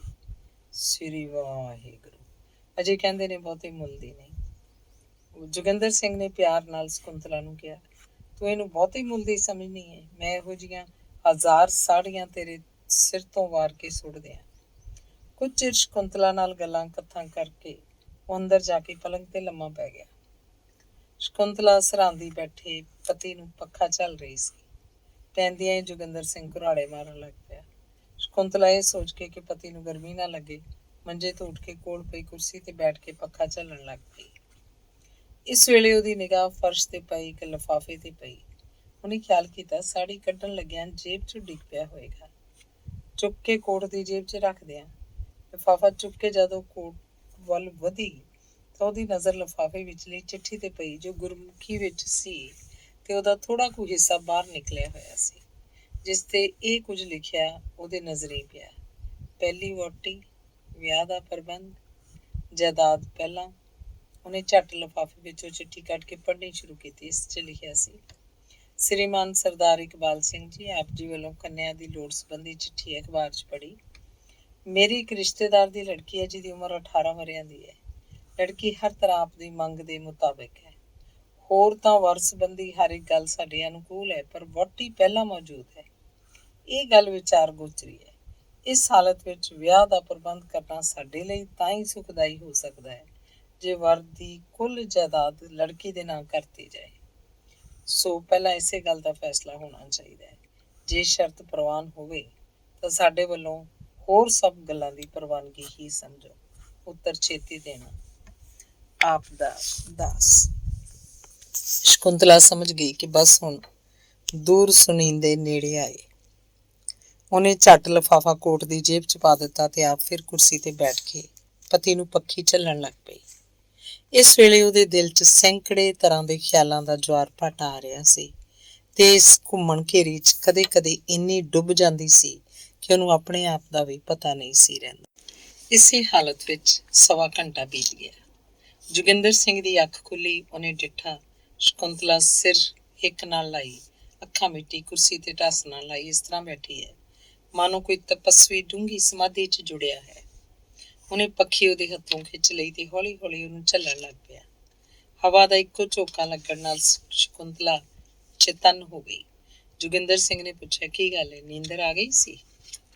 ਨਹੀਂ, ਨੀਂਦਰ ਤੇ ਨਹੀਂ ਆਈ, ਐਵੇਂ ਊਂਘ ਜਿਹੀ ਆ ਗਈ ਸੀ। ਸ਼ਕੁੰਤਲਾ ਦਾ ਦਿਲ ਕੀਤਾ ਕਿ ਇਹਨਾਂ ਨੂੰ ਇੱਕ ਵਾਰੀ ਪੁੱਛ ਤਾਂ ਛੱਡਾਂ, ਪਰ ਫਿਰ ਕਿਸੇ ਖਿਆਲ ਨੇ ਉਹਦਾ ਮੂੰਹ ਬੰਦ ਕਰ ਦਿੱਤਾ। ਫਿਰ ਵੀ ਉਹ ਪਤੀ ਦੇ ਦਿਲ ਨੂੰ ਟਟੋਲਣ ਦੀ ਖਾਹਿਸ਼ ਨੂੰ ਰੋਕ ਨਾ ਸਕੀ ਤੇ ਬੋਲੀ, ਹੈਂਜੀ, ਮੈਨੂੰ ਪੇਕੇ ਨਹੀਂ ਜੀ ਭੇਜਣਾ? ਜੋਗਿੰਦਰ ਸਿੰਘ ਨੂੰ ਹੋਰ ਹੀ ਫਿਕਰ ਪੈ ਗਿਆ। ਭਾਵੇਂ ਸ਼ਕੁੰਤਲਾ ਨੇ ਇਹ ਗੱਲ ਕਿਸੇ ਹੋਰ ਹੀ ਮਤਲਬ ਲਈ ਕਹੀ ਸੀ, ਪਰ ਉਹ ਸਮਝਿਆ ਕਿ ਇਹਨੂੰ ਮੇਰੀ ਕਰਤੂਤ ਦੀ ਕਿਤੋਂ ਭਿਣਕ ਨਾ ਪੈ ਗਈ ਹੋਵੇ। ਸ਼ਕੁੰਤਲਾ ਕਿਸੇ ਤਰ੍ਹਾਂ ਸਿਰ ਨਾ ਹੋ ਜਾਏ, ਇਸੇ ਡਰ ਦਾ ਮਾਰਿਆ ਤਾਂ ਉਹ ਉਸ ਲਈ ਸਾੜੀ ਖਰੀਦ ਲਿਆਇਆ ਸੀ। ਉਹਦੇ ਚਿਹਰੇ ਤੇ ਲਾਲੀ ਫਿਰ ਗਈ, ਪਰ ਝੱਟ ਹੀ ਆਪਣੇ ਭਾਵ ਨੂੰ ਦਬਾ ਕੇ ਬੋਲਿਆ, ਕਿਉਂ? ਪੇਕੇ ਜਾਣ ਦੀ ਕੀ ਕਾਹਲੀ ਪੈ ਗਈ? ਇੱਥੇ ਮੈਂ ਇਕੱਲਾ ਕੀਕਣ ਰਹਾਂਗਾ। ਨਹੀਂ, ਕਾਹਲੀ ਤੇ ਕੋਈ ਨਹੀਂ, ਪਰ ਕੀ? ਤੁਹਾਡੇ ਹੀ ਕੰਮ ਲਈ ਜਾਣਾ ਸੀ। ਮੇਰੇ ਕੰਮ ਲਈ? ਉਹ ਕੀ, ਸਾਕ ਲਈ? ਤੁਹਾਡੇ ਲਈ ਵਹੁਟੀ ਢੂੰਡਣ? ਜੋਗਿੰਦਰ ਸਿੰਘ ਦੀ ਜਾਨ 'ਚ ਜਾਨ ਆਈ। ਸਗੋਂ ਇਹ ਸੋਚ ਕੇ ਕਿ ਸ਼ਕੁੰਤਲਾ ਦੇ ਦਿਲ 'ਚ ਵੀ ਮੇਰੇ ਦੂਜੇ ਵਿਆਹ ਲਈ ਅਜੇ ਤੱਕ ਇੱਛਾ ਜਿਉਂਦੀ ਤਿਉਂ ਮੌਜੂਦ ਹੈ, ਉਹਦੇ ਦਿਲ 'ਚ ਇੱਕ ਤਰ੍ਹਾਂ ਦੀ ਖੁਸ਼ੀ ਦੀਆਂ ਕੁਤਕੁਤਾਰੀਆਂ ਹੋਣ ਲੱਗ ਪਈਆਂ ਤੇ ਉਹ ਬਹੁ ਰੁਪਈਏ ਵਾਲਾ ਸਾਂਗ ਪਲਟ ਕੇ ਬੋਲਿਆ, ਸ਼ਕੁੰਤਲਾ, ਫੇਰ ਉਹੀ ਬੇਤੁਕੀਆਂ। ਮੈਨੂੰ ਮਾਲੂਮ ਹੁੰਦਾ ਹੈ ਕਿ ਤੂੰ ਮੇਰਾ ਦਿਲ ਦੁਖਾਉਣ ਲਈ ਮੈਨੂੰ ਘੜੀ ਮੁੜੀ ਛੇੜਨੀ ਹੈ। ਤੇਰੀ ਹੁੰਦਿਆਂ ਕਿਸੇ ਦੂਸਰੀ ਜਨਾਨੀ ਦਾ ਫੁਰਨਾ ਵੀ ਮੇਰੇ ਦਿਲ 'ਚ ਨਹੀਂ ਫੁਰ ਸਕਦਾ। ਤੁਹਾਨੂੰ ਸਹੁੰ ਖਾਧੀ ਦਾ ਚੇਤਾ ਭੁੱਲ ਗਿਆ? ਮੈਂ ਜ਼ਰੂਰ ਤੁਹਾਡਾ ਵਿਆਹ ਕਰਕੇ ਛੱਡਾਂਗੀ। ਇਹ ਸਧਾਰਨ ਗੱਲਾਂ ਨਹੀਂ ਸਨ, ਦੋਹਾਂ ਦੇ ਦਾ ਪੇਚ ਸਨ। ਸ਼ਕੁੰਤਲਾ ਤਾਂ ਆਪਣੇ ਥਾਂ ਪਤੀ ਦੇ ਦਿਲ ਦੀ ਹੱਥ ਲੈ ਰਹੀ ਸੀ, ਪਰ ਜੋਗਿੰਦਰ ਸਿੰਘ ਆਪਣੇ ਜਾਣੇ ਕਬੂਤਰੀ ਨੂੰ ਫਾਉਣ ਲਈ ਫਰੇਬ ਦਾ ਜਾਲ ਵਿਛਾ ਕੇ ਉਸ 'ਚ ਚੋਗਾ ਸੁੱਟ ਰਿਹਾ ਸੀ। ਇਸ ਗੱਲ ਕਥ ਦਾ ਇਹਨਾਂ ਦੋਹਾਂ ਦੇ ਦਿਲਾਂ ਤੇ ਉੱਕਾ ਹੀ ਇੱਕ ਦੂਜੇ ਤੋਂ ਉਲਟ ਅਸਰ ਪੈ ਰਿਹਾ ਸੀ। ਜੇ ਸ਼ਕੁੰਤਲਾ ਦੇ ਦਿਲ ਤੇ ਪਤੀ ਦੀਆਂ ਗੱਲਾਂ ਲੂਣ ਦੇ ਛਿੱਟੇ ਬਣ ਕੇ ਉਹਦੇ ਛਾਲਿਆਂ ਨੂੰ ਪੱਟਾਂ ਦੇ ਰੂਪ 'ਚ ਵਟਾ ਰਹੀਆਂ ਸਨ, ਤੇ ਸ਼ਕੁੰਤਲਾ ਦੀਆਂ ਗੱਲਾਂ ਜੋਗਿੰਦਰ ਸਿੰਘ ਦੇ ਚੰਚਲ ਤੇ ਡੁਲਵੇਂ ਮਨ ਲਈ ਠੁੰਮਣੇ ਦਾ ਕੰਮ ਕਰ ਰਹੀਆਂ ਸਨ। ਉਹ ਰੁਮਾਲ ਨਾਲ ਆਪਣੀਆਂ ਅਥਰੂਹੀਨ ਅੱਖਾਂ ਨੂੰ ਰਗੜਦਾ ਹੋਇਆ ਰੋਣੀ ਜਿਹੀ ਆਵਾਜ਼ 'ਚ ਬੋਲਿਆ, ਸ਼ਕੁੰਤਲਾ, ਬਸ, ਤੈਨੂੰ ਮੇਰੀ ਸਹੁੰ। ਇਸ ਗੱਲ ਦਾ ਮੁੜ ਕੇ ਨਾਂ ਨਾ ਲਈ। ਜੇ ਤੂੰ ਮੇਰਾ ਦਿਲ ਦੁਖਾਣੋਂ ਨਾ ਟਲਿਓ ਤਾਂ ਮੈਂ ਕੁਝ ਖਾ ਕੇ ਸ਼ਕੁੰਤਲਾ ਨੇ ਝੱਟ ਉਹਦੇ ਮੂੰਹ ਅੱਗੇ ਹੱਥ ਦੇ ਲਿਆ। ਬੁੱਲਾਂ ਨੂੰ ਹੱਥ ਛੋਹਦਿਆਂ ਹੀ ਜੋਗਿੰਦਰ ਸਿੰਘ ਨੂੰ ਇਸ ਤਰ੍ਹਾਂ ਮਾਲੂਮ ਹੋਇਆ ਜਿਕਣ ਸ਼ਕੁੰਤਲਾ ਦਾ ਹੱਥ ਕੰਬ ਰਿਹਾ। ਉਹਨੇ ਛੇਤੀ ਨਾਲ ਉਹਦੇ ਦੋਵੇਂ ਹੱਥ ਆਪਣੇ ਹੱਥਾਂ 'ਚ ਫੜ ਲਏ, ਫਿਰ ਉਹਦੀਆਂ ਬਾਹਾਂ ਫੜੀਆਂ, ਫਿਰ ਮੋਢਿਆਂ ਤੇ ਹੱਥ ਰੱਖੇ, ਪਰ ਇਹ ਸਾਰੇ ਅੰਗ ਇਸ ਤਰ੍ਹਾਂ ਕੰਬ ਰਹੇ ਸਨ ਮਾਨੋ ਬਰਫ਼ ਵਿੱਚੋਂ ਕੱਢੇ ਗਏ ਹੋਣ। ਉਹ ਹੈਰਾਨ ਹੋ ਕੇ ਸ਼ਕੁੰਤਲਾ ਦੇ ਮੂੰਹ ਵੱਲ ਤੱਕਣ ਲੱਗ ਪਿਆ ਤੇ ਉਹਨੇ ਡਿੱਠਾ ਕਿ ਸ਼ਕੁੰਤਲਾ ਦੇ ਅੱਥਰੂ ਵਗ ਵਗ ਕੇ ਉਹਦੀਆਂ ਗੱਲਾਂ ਤੇ ਠੋਡੀ ਤੇ ਫੈਲਦੇ ਜਾ ਰਹੇ ਸਨ। ਉਹਨੇ ਕਾਹਲੀ ਨਾਲ ਸ਼ਕੁੰਤਲਾ ਨੂੰ ਕਿਹਾ, ਹੈਂ ਸ਼ਕੁੰਤਲਾ, ਤੂੰ ਇਸ ਤਰ੍ਹਾਂ ਰੋਂਦੀ ਪਈ ਹੈ ਤੇ ਕੰਬ ਰਹੀ ਹੈ, ਇਹ ਕੀ ਗੱਲ? ਤੇਰਾ ਚਿਹਰਾ ਤਾਂ ਇੱਕਦਮ ਪੀਲਾ ਪੈਂਦਾ ਜਾ ਰਿਹਾ। ਗੱਲ ਅਜੇ ਉਹਦੇ ਮੂੰਹ 'ਚ ਹੀ ਸੀ ਕਿ ਸ਼ਕੁੰਤਲਾ ਉਹਦੇ ਮੋਢੇ ਤੇ ਹੀ ਗਿੱਚੀ ਸੁੱਟ ਕੇ ਬੇਹੋਸ਼ ਹੋ ਗਈ। ਜੋਗਿੰਦਰ ਸਿੰਘ ਨੂੰ ਹੱਥਾਂ ਪੈਰਾਂ ਦੀ ਪੈ ਗਈ। ਉਹਨੇ ਛੇਤੀ ਨਾਲ ਉਹਨੂੰ ਮੰਜੇ ਤੇ ਲਿਟਾ ਦਿੱਤਾ, ਆਪ ਉਹਦੇ ਮੂੰਹ ਤੇ ਠੰਡੇ ਪਾਣੀ ਦੇ ਛਿੱਟੇ ਮਾਰਨ ਤੇ ਪੱਖਾ ਝੱਲਣ ਲੱਗਾ। ਫਿਰ ਉਹਦੇ ਹੱਥਾਂ ਪੈਰਾਂ ਦੀਆਂ ਤਲੀਆਂ ਝੱਸਦਾ ਹੋਇਆ ਉਹਦੇ ਮੋਢਿਆਂ ਨੂੰ ਹਲੂਣ ਕੇ ਦਬਾ ਦਬ ਆਵਾਜ਼ਾਂ ਦੇਣ ਲੱਗਾ। ਸ਼ਕੁੰਤਲਾ ਨੇ ਛੇਤੀ ਅੱਖਾਂ ਖੋਲ ਦਿੱਤੀਆਂ ਤੇ ਜੋਗਿੰਦਰ ਸਿੰਘ ਦੀ ਜਾਨ 'ਚ ਜਾਨ ਆਈ। ਜੋਗਿੰਦਰ ਸਿੰਘ ਨੂੰ ਪੂਰਾ ਨਿਸ਼ਚਾ ਹੋ ਗਿਆ ਕਿ ਮੇਰਾ ਭੇਤ ਖੁੱਲ ਗਿਆ। ਉਹਨੇ ਜਦ ਵੇਖਿਆ ਕਿ ਸ਼ਕੁੰਤਲਾ ਹੋਸ਼ 'ਚ ਆ ਗਈ ਹੈ ਤਾਂ ਉਹਦੇ ਮੱਥੇ ਤੇ ਹੱਥ ਰੱਖ ਕੇ ਕਹਿਣ ਲੱਗਾ, ਕੀ ਗੱਲ ਸੀ? ਜੀ ਕੁਝ ਨਹੀਂ। ਤੇ ਇਸ ਤਰ੍ਹਾਂ ਕਿਉਂ ਹੋ ਗਈ ਫਿਰ? ਤੁਸਾਂ ਜੋ ਕਿਹਾ ਸੀ ਕੁਝ ਖਾ ਲਵਾਂਗਾ। ਸ਼ਕੁੰਤਲਾ ਦੀ ਗੱਲ ਸੁਣ ਕੇ ਜੋਗਿੰਦਰ ਸਿੰਘ ਦੇ ਦਿਲ ਨੂੰ ਢਾਰਸ ਹੋਈ। ਉਹ ਸਮਝਿਆ ਕਿ ਇਹਨੂੰ ਮੇਰੀ ਕਰਤੂਤ ਦਾ ਕੋਈ ਪਤਾ ਨਹੀਂ, ਬਲਕਿ ਮੇਰੇ ਹੀ ਪ੍ਰੇਮ 'ਚ ਪਾਗਲ ਹੋ ਰਹੀ ਹੈ। ਇਹਦੇ ਨਾਲ ਹੀ ਉਹਨੂੰ ਆਪਣੀ ਨੀਚਤਾ ਦਾ ਖਿਆਲ ਆਇਆ ਕਿ ਸ਼ਰਮ ਨਾਲ ਇੱਕ ਵਾਰੀ ਫਿਰ ਉਹਦਾ ਸਿਰ ਨਿਉਂ ਗਿਆ। ਉਹ ਸੋਚਣ ਲੱਗਾ, ਜਿਹੜੀ ਸ਼ਕੁੰਤਲਾ ਮੈਨੂੰ ਰੱਬ ਤੋਂ ਵੱਧ ਸਮਝਦੀ ਹੈ, ਜਿਹੜੀ ਸ਼ਕੁੰਤਲਾ ਮੈਨੂੰ ਸੁਖੀ ਬਣਾਉਣ ਲਈ ਆਪਣੇ ਆਪ ਨੂੰ ਜਿਉਂਦੀ ਹੀ ਮੌਤ ਦੇ ਮੂੰਹ 'ਚ ਝੋਂਕ ਰਹੀ ਹੈ, ਫਿਰ ਸ਼ਕੁੰਤਲਾ ਨੇ ਮੇਰੀ ਖਾਤਰ ਆਉਣ ਵਾਲੇ ਦੁੱਖਾਂ ਨੂੰ ਸਹਾਰਨ ਲਈ ਆਪਣੇ ਆਪ ਨੂੰ ਹੁਣ ਤੋਂ ਹੀ ਤਿਆਰ ਕਰ ਲਿਆ। ਕੀ ਉਸ ਸ਼ਕੁੰਤਲਾ ਲਈ ਮੇਰਾ ਇਹੋ ਫਰਜ਼ ਹੈ ਕਿ ਉਹਨੂੰ ਜਿਉਂਦੀ ਫੜ ਕੇ ਚਿਖਾ 'ਚ ਸੁੱਟ ਦਿਆਂ? ਉਫ਼, ਮੈਂ ਕਿੱਡਾ ਜ਼ਾਲਮ ਹਾਂ, ਕਿੰਨਾ ਨਿਰਦਈ ਤੇ ਕਪਟੀ ਹਾਂ। ਇਸ ਭੋਲੀ ਸਵਰਗ ਦੀ ਦੇਵੀ ਨਾਲ ਇੰਨਾ ਛਲ, ਇਹਨੂੰ ਦੁਖੀ ਕਰਕੇ ਮੈਂ ਕਦੇ ਸੁੱਖ ਨਹੀਂ ਪਾਵਾਂਗਾ। ਜੋਗਿੰਦਰ ਸਿੰਘ ਸ਼ਕੁੰਤਲਾ ਦੇ ਦੋਵੇਂ ਹੱਥ ਫੜ ਕੇ ਪਿਆਰ ਨਾਲ ਬੋਲਿਆ, ਸ਼ਕੁੰਤਲਾ, ਮੈਨੂੰ ਬਖਸ਼ ਲੈ, ਮੈਂ ਬੜਾ ਪਾਪੀ ਹਾਂ। ਮੈਂ ਅੱਜ ਕੱਲ੍ਹ ਤੇਰੇ ਕਤਲ ਤੇ ਆਮਦਾ ਹੋ ਰਿਹਾ ਹਾਂ। ਬਸ ਮੈਂ ਤੋਬਾ ਕੀਤੀ ਇਸ ਗੁਨਾਹ ਤੋਂ। ਤੇ ਇਹਦੇ ਨਾਲ ਹੀ ਉਹਨੇ ਕੋਟ ਦੀ ਜੇਬ ਚੋਂ ਉਹੀ ਲਿਫਾਫਾ ਕੱਢ ਕੇ ਸ਼ਕੁੰਤਲਾ ਦੇ ਅੱਗੇ ਸੁੱਟ ਦਿੱਤਾ। ਜਨਾਨੀ ਦਾ ਗਿੜਗੜਾਉਣਾ ਆਦਮੀ ਵੇਖ ਸਕਦਾ ਹੈ ਤੇ ਸਹਾਰ ਵੀ ਸਕਦਾ ਹੈ, ਪਰ ਜਨਾਨੀ ਦੇ ਕੋਮਲ ਦਿਲ 'ਚ ਇੰਨੀ ਤਾਕਤ ਨਹੀਂ ਹੁੰਦੀ ਕਿ ਉਹਦਾ ਪਤੀ ਇੱਕ ਮਿੰਟ ਲਈ ਵੀ ਉਸ ਅੱਗੇ ਅਰਜ਼ੋਈਆਂ ਕਰੇ, ਭਾਵੇਂ ਉਹ ਕਿੱਡਾ ਹੀ ਵੱਡਾ ਅਪਰਾਧੀ ਕਿਉਂ ਨਾ ਹੋਵੇ। ਸ਼ਕੁੰਤਲਾ ਦਾ ਸਾਰਾ ਗੁੱਸਾ ਧੋਤਾ ਗਿਆ ਤੇ ਉਹ ਬਿਜਲੀ ਦੀ ਫੁਰਤੀ ਨਾਲ ਉੱਠ ਕੇ ਪਤੀ ਨੂੰ ਲਿਪਟ ਗਈ। ਉਹਨੂੰ ਉਠਾ ਕੇ ਮੰਜੇ ਤੇ ਬਿਠਾਉਂਦੀ ਬੋਲੀ, ਤੁਸੀਂ ਕੀ ਪੈ ਕਰਦੇ ਹੋ? ਛੱਡੋ ਵੀ ਇਹਨਾਂ ਗੱਲਾਂ ਨੂੰ। ਤੇ ਲਿਫਾਫਾ ਕੀ ਹੈ? ਜੋਗਿੰਦਰ ਸਿੰਘ ਭਰੇ ਗਲੇ ਨਾਲ ਬੋਲਿਆ, ਇਹ ਲਿਫਾਫਾ ਨਹੀਂ, ਤੇਰੇ ਸੀਨੇ 'ਚ ਖੋਭਣ ਲਈ ਜ਼ਹਿਰ 'ਚ ਭਿੱਜਾ ਹੋਇਆ ਤੀਰ ਏ। ਇਹਨੂੰ ਚੰਗੀ ਤਰ੍ਹਾਂ ਪੜ੍ਹ ਕੇ ਮੇਰੀ ਬੇਹਯਾਈ ਤੇ ਲਾਹਨਤਾਂ ਪਾ। ਇਹ ਮੇਰੇ ਵਿਆਹ ਦੇ ਬਾਰੇ ਕੁੜੀ ਵਾਲਿਆਂ ਵੱਲੋਂ ਆਇਆ ਖਤ ਏ। ਸ਼ਕੁੰਤਲਾ ਨੂੰ ਜੇ ਇਹ ਖਬਰ ਅਚਾਨਕ ਸੁਣਨੀ ਪੈਂਦੀ ਤਾਂ ਖਬਰੇ ਉਹਦਾ ਕੀ ਹਾਲ ਹੁੰਦਾ, ਪਰ ਉਹਨੂੰ ਇਹ ਸਾਰਾ ਭੇਤ ਪਹਿਲਾਂ ਹੀ ਮਾਲੂਮ ਸੀ ਤੇ ਨਾਲ ਹੀ ਉਹ ਅਜਿਹੀਆਂ ਤੇ ਇਸ ਤੋਂ ਸਖਤ ਮੁਸੀਬਤਾਂ ਦੇ ਟੱਕਰੇ ਲਈ ਪਹਿਲਾਂ ਤੋਂ ਹੀ ਆਪਣੇ ਆਪ ਨੂੰ ਤਿਆਰ ਕਰ ਰਹੀ ਸੀ। ਇਸ ਲਈ ਉਹਦੀ ਸਥਿਰਤਾ 'ਚ ਕੋਈ ਫਰਕ ਨਾ ਆਇਆ ਤੇ ਬੇਪਰਵਾਹੀ ਨਾਲ ਲਿਫਾਫਾ ਚੁੱਕ ਪਤੀ ਦੀ ਜੇਬ 'ਚ ਪਾਉਂਦੀ ਹੋਈ ਬੋਲੀ, ਇਹ ਤੇ ਸਗੋਂ ਮੇਰੇ ਹੀ ਦਿਲ ਦੀ ਮਦਦ ਮੁਰਾਦ ਏ, ਇਸ ਲਈ ਤੁਹਾਨੂੰ ਖੁਸ਼ ਹੋਣਾ ਚਾਹੀਦਾ ਹੈ ਕਿ ਸਗੋਂ ਉਲਟਾ ਇਸ ਤਰ੍ਹਾਂ ਕਰਨਾ ਸੀ। ਜੋਗਿੰਦਰ ਸਿੰਘ ਦੀਆਂ ਅੱਖਾਂ 'ਚੋਂ 2-3 ਅੱਥਰੂ ਡਿੱਗ ਪਏ ਤੇ ਉਹ ਬੋਲਿਆ, ਸ਼ਕੁੰਤਲਾ, ਮੈਂ ਤੈਨੂੰ ਅੱਜ ਤੱਕ ਪਛਾਣ ਨਹੀਂ ਸੀ ਸਕਿਆ। ਮੈਂ ਤੈਨੂੰ ਇੱਕ ਸੰਸਾਰੀ ਜੀਵ ਹੀ ਸਮਝਦਾ ਰਿਹਾ। ਮੈਨੂੰ ਹੁਣ ਪਤਾ ਲੱਗਾ ਕਿ ਤੂੰ ਸਾਖਿਆਤ ਦੇਵੀ ਹੈ। ਮੇਰੇ ਵਰਗੇ ਦੁਸ਼ਟ ਤੇ ਨਰਕਾਂ ਦੇ ਕੀੜੇ ਲਈ ਤੂੰ ਨਹੀਂ ਬਣਾਈ ਗਈ, ਤੈਨੂੰ ਕੁਦਰਤ ਨੇ ਕਿਸੇ ਮਹਾਂਪੁਰਸ਼ ਲਈ ਬਣਾਇਆ ਹੈ। ਕੀ ਤੂੰ ਆਪਣੇ ਗੁਨਾਹਗਾਰ ਪਤੀ ਨੂੰ ਮਾਫ਼ ਨਾ ਕਰੇਂਗੀ? ਸ਼ਕੁੰਤਲਾ ਨੇ ਉਹਦੇ ਮੂੰਹ ਅੱਗੇ ਹੱਥ ਦੇ ਕੇ ਹੋਰ ਬੋਲਣੋਂ ਬੰਦ ਕਰ ਦਿੱਤਾ ਤੇ ਉਹਦੇ ਮੂੰਹ ਨਾਲ ਮੂੰਹ ਜੋੜ ਕੇ ਬੋਲੇ, ਜਾਣ ਵੀ ਦਿਓ ਹੁਣ, ਕੀ ਵੇਲੀਆਂ ਗੱਲਾਂ ਲੈ ਬੈਠੇ। ਅੰਗ ਚੌਥਾ। ਰਾਤ ਨੂੰ ਸ਼ਕੁੰਤਲਾ ਤਾਂ ਸੌਂ ਗਈ, ਪਰ ਜੋਗਿੰਦਰ ਸਿੰਘ ਚੌਖੀ ਰਾਤ ਤੱਕ ਜਾਗਦਾ ਰਿਹਾ। ਉਹਨੂੰ ਤਰ੍ਹਾਂ ਤਰ੍ਹਾਂ ਦੇ ਖਿਆਲਾਂ ਦੀ ਉਲਝਣ ਵਿੱਚ ਨੀਂਦਰ ਨਹੀਂ ਸੀ ਆਉਂਦੀ। ਅੱਜ ਦੇ ਦ੍ਰਿਸ਼ ਨੂੰ ਯਾਦ ਕਰਕੇ ਉਹ ਘੜੀ ਮੁੜੀ ਵਿਆਕੁਲ ਹੋ ਉੱਠਦਾ। ਅੱਜ ਤੱਕ ਉਹ ਕਿਸੇ ਤਰ੍ਹਾਂ ਲੁਕਵੇਂ ਢੰਗ ਨਾਲ ਸ਼ਕੁੰਤਲਾ ਨਾਲ ਧਰੋਹ ਕਰਦਾ ਰਿਹਾ। ਇਹ ਯਾਦ ਕਰਕੇ ਉਹਦੇ ਸੀਨੇ 'ਚ ਅੱਗ ਬਲਣ ਲੱਗ ਪੈਂਦੀ। ਉਹਦੇ ਦਿਲ 'ਚ ਪੱਕਾ ਫੈਸਲਾ ਕਰ ਲਿਆ ਕਿ ਬਸ ਦੂਜੇ ਵਿਆਹ ਦਾ ਕਦੇ ਭੁੱਲ ਕੇ ਵੀ ਨਾਂ ਨਹੀਂ ਲੈਣਾ। ਇਹਦੇ ਨਾਲ ਹੀ ਪਤਾ ਨਹੀਂ ਕਿਹੜੇ ਵੇਲੇ ਉਹਦੇ ਦਿਲ ਦੀ ਕਿਸੇ ਹੋਰ ਤਹਿ 'ਚੋਂ ਕਈ ਤਰ੍ਹਾਂ ਦੇ ਖਿਆਲ ਸਿਰੀਆਂ ਕੱਢ ਕੇ ਫੈਲਣੇ ਸ਼ੁਰੂ ਹੋ ਗਏ। ਇਹ ਖਿਆਲ ਭਾਂਤ-ਭਾਂਤ ਦੀਆਂ ਸ਼ਕਲਾਂ ਬਣਾ ਕੇ ਉਹਦੀਆਂ ਅੱਖਾਂ ਅੱਗੇ ਫਿਰਨ ਲੱਗ ਪੈਂਦੇ ਸਨ। ਕਦੀ ਕਦੀ ਨਵੀਂ ਵਹੁਟੀ ਅੱਧੇ ਚੰਨ ਵਰਗੀ ਸ਼ਿਕਾਰਪੁਰੀ ਨੱਥ ਵਿੱਚੋਂ ਮੁਸਕਰਾਉਂਦੀ ਹੋਈ ਉਸ ਵੱਲ ਨੈਣਾਂ ਦੇ ਬਾਣ ਛੱਡਦੀ ਸੀ।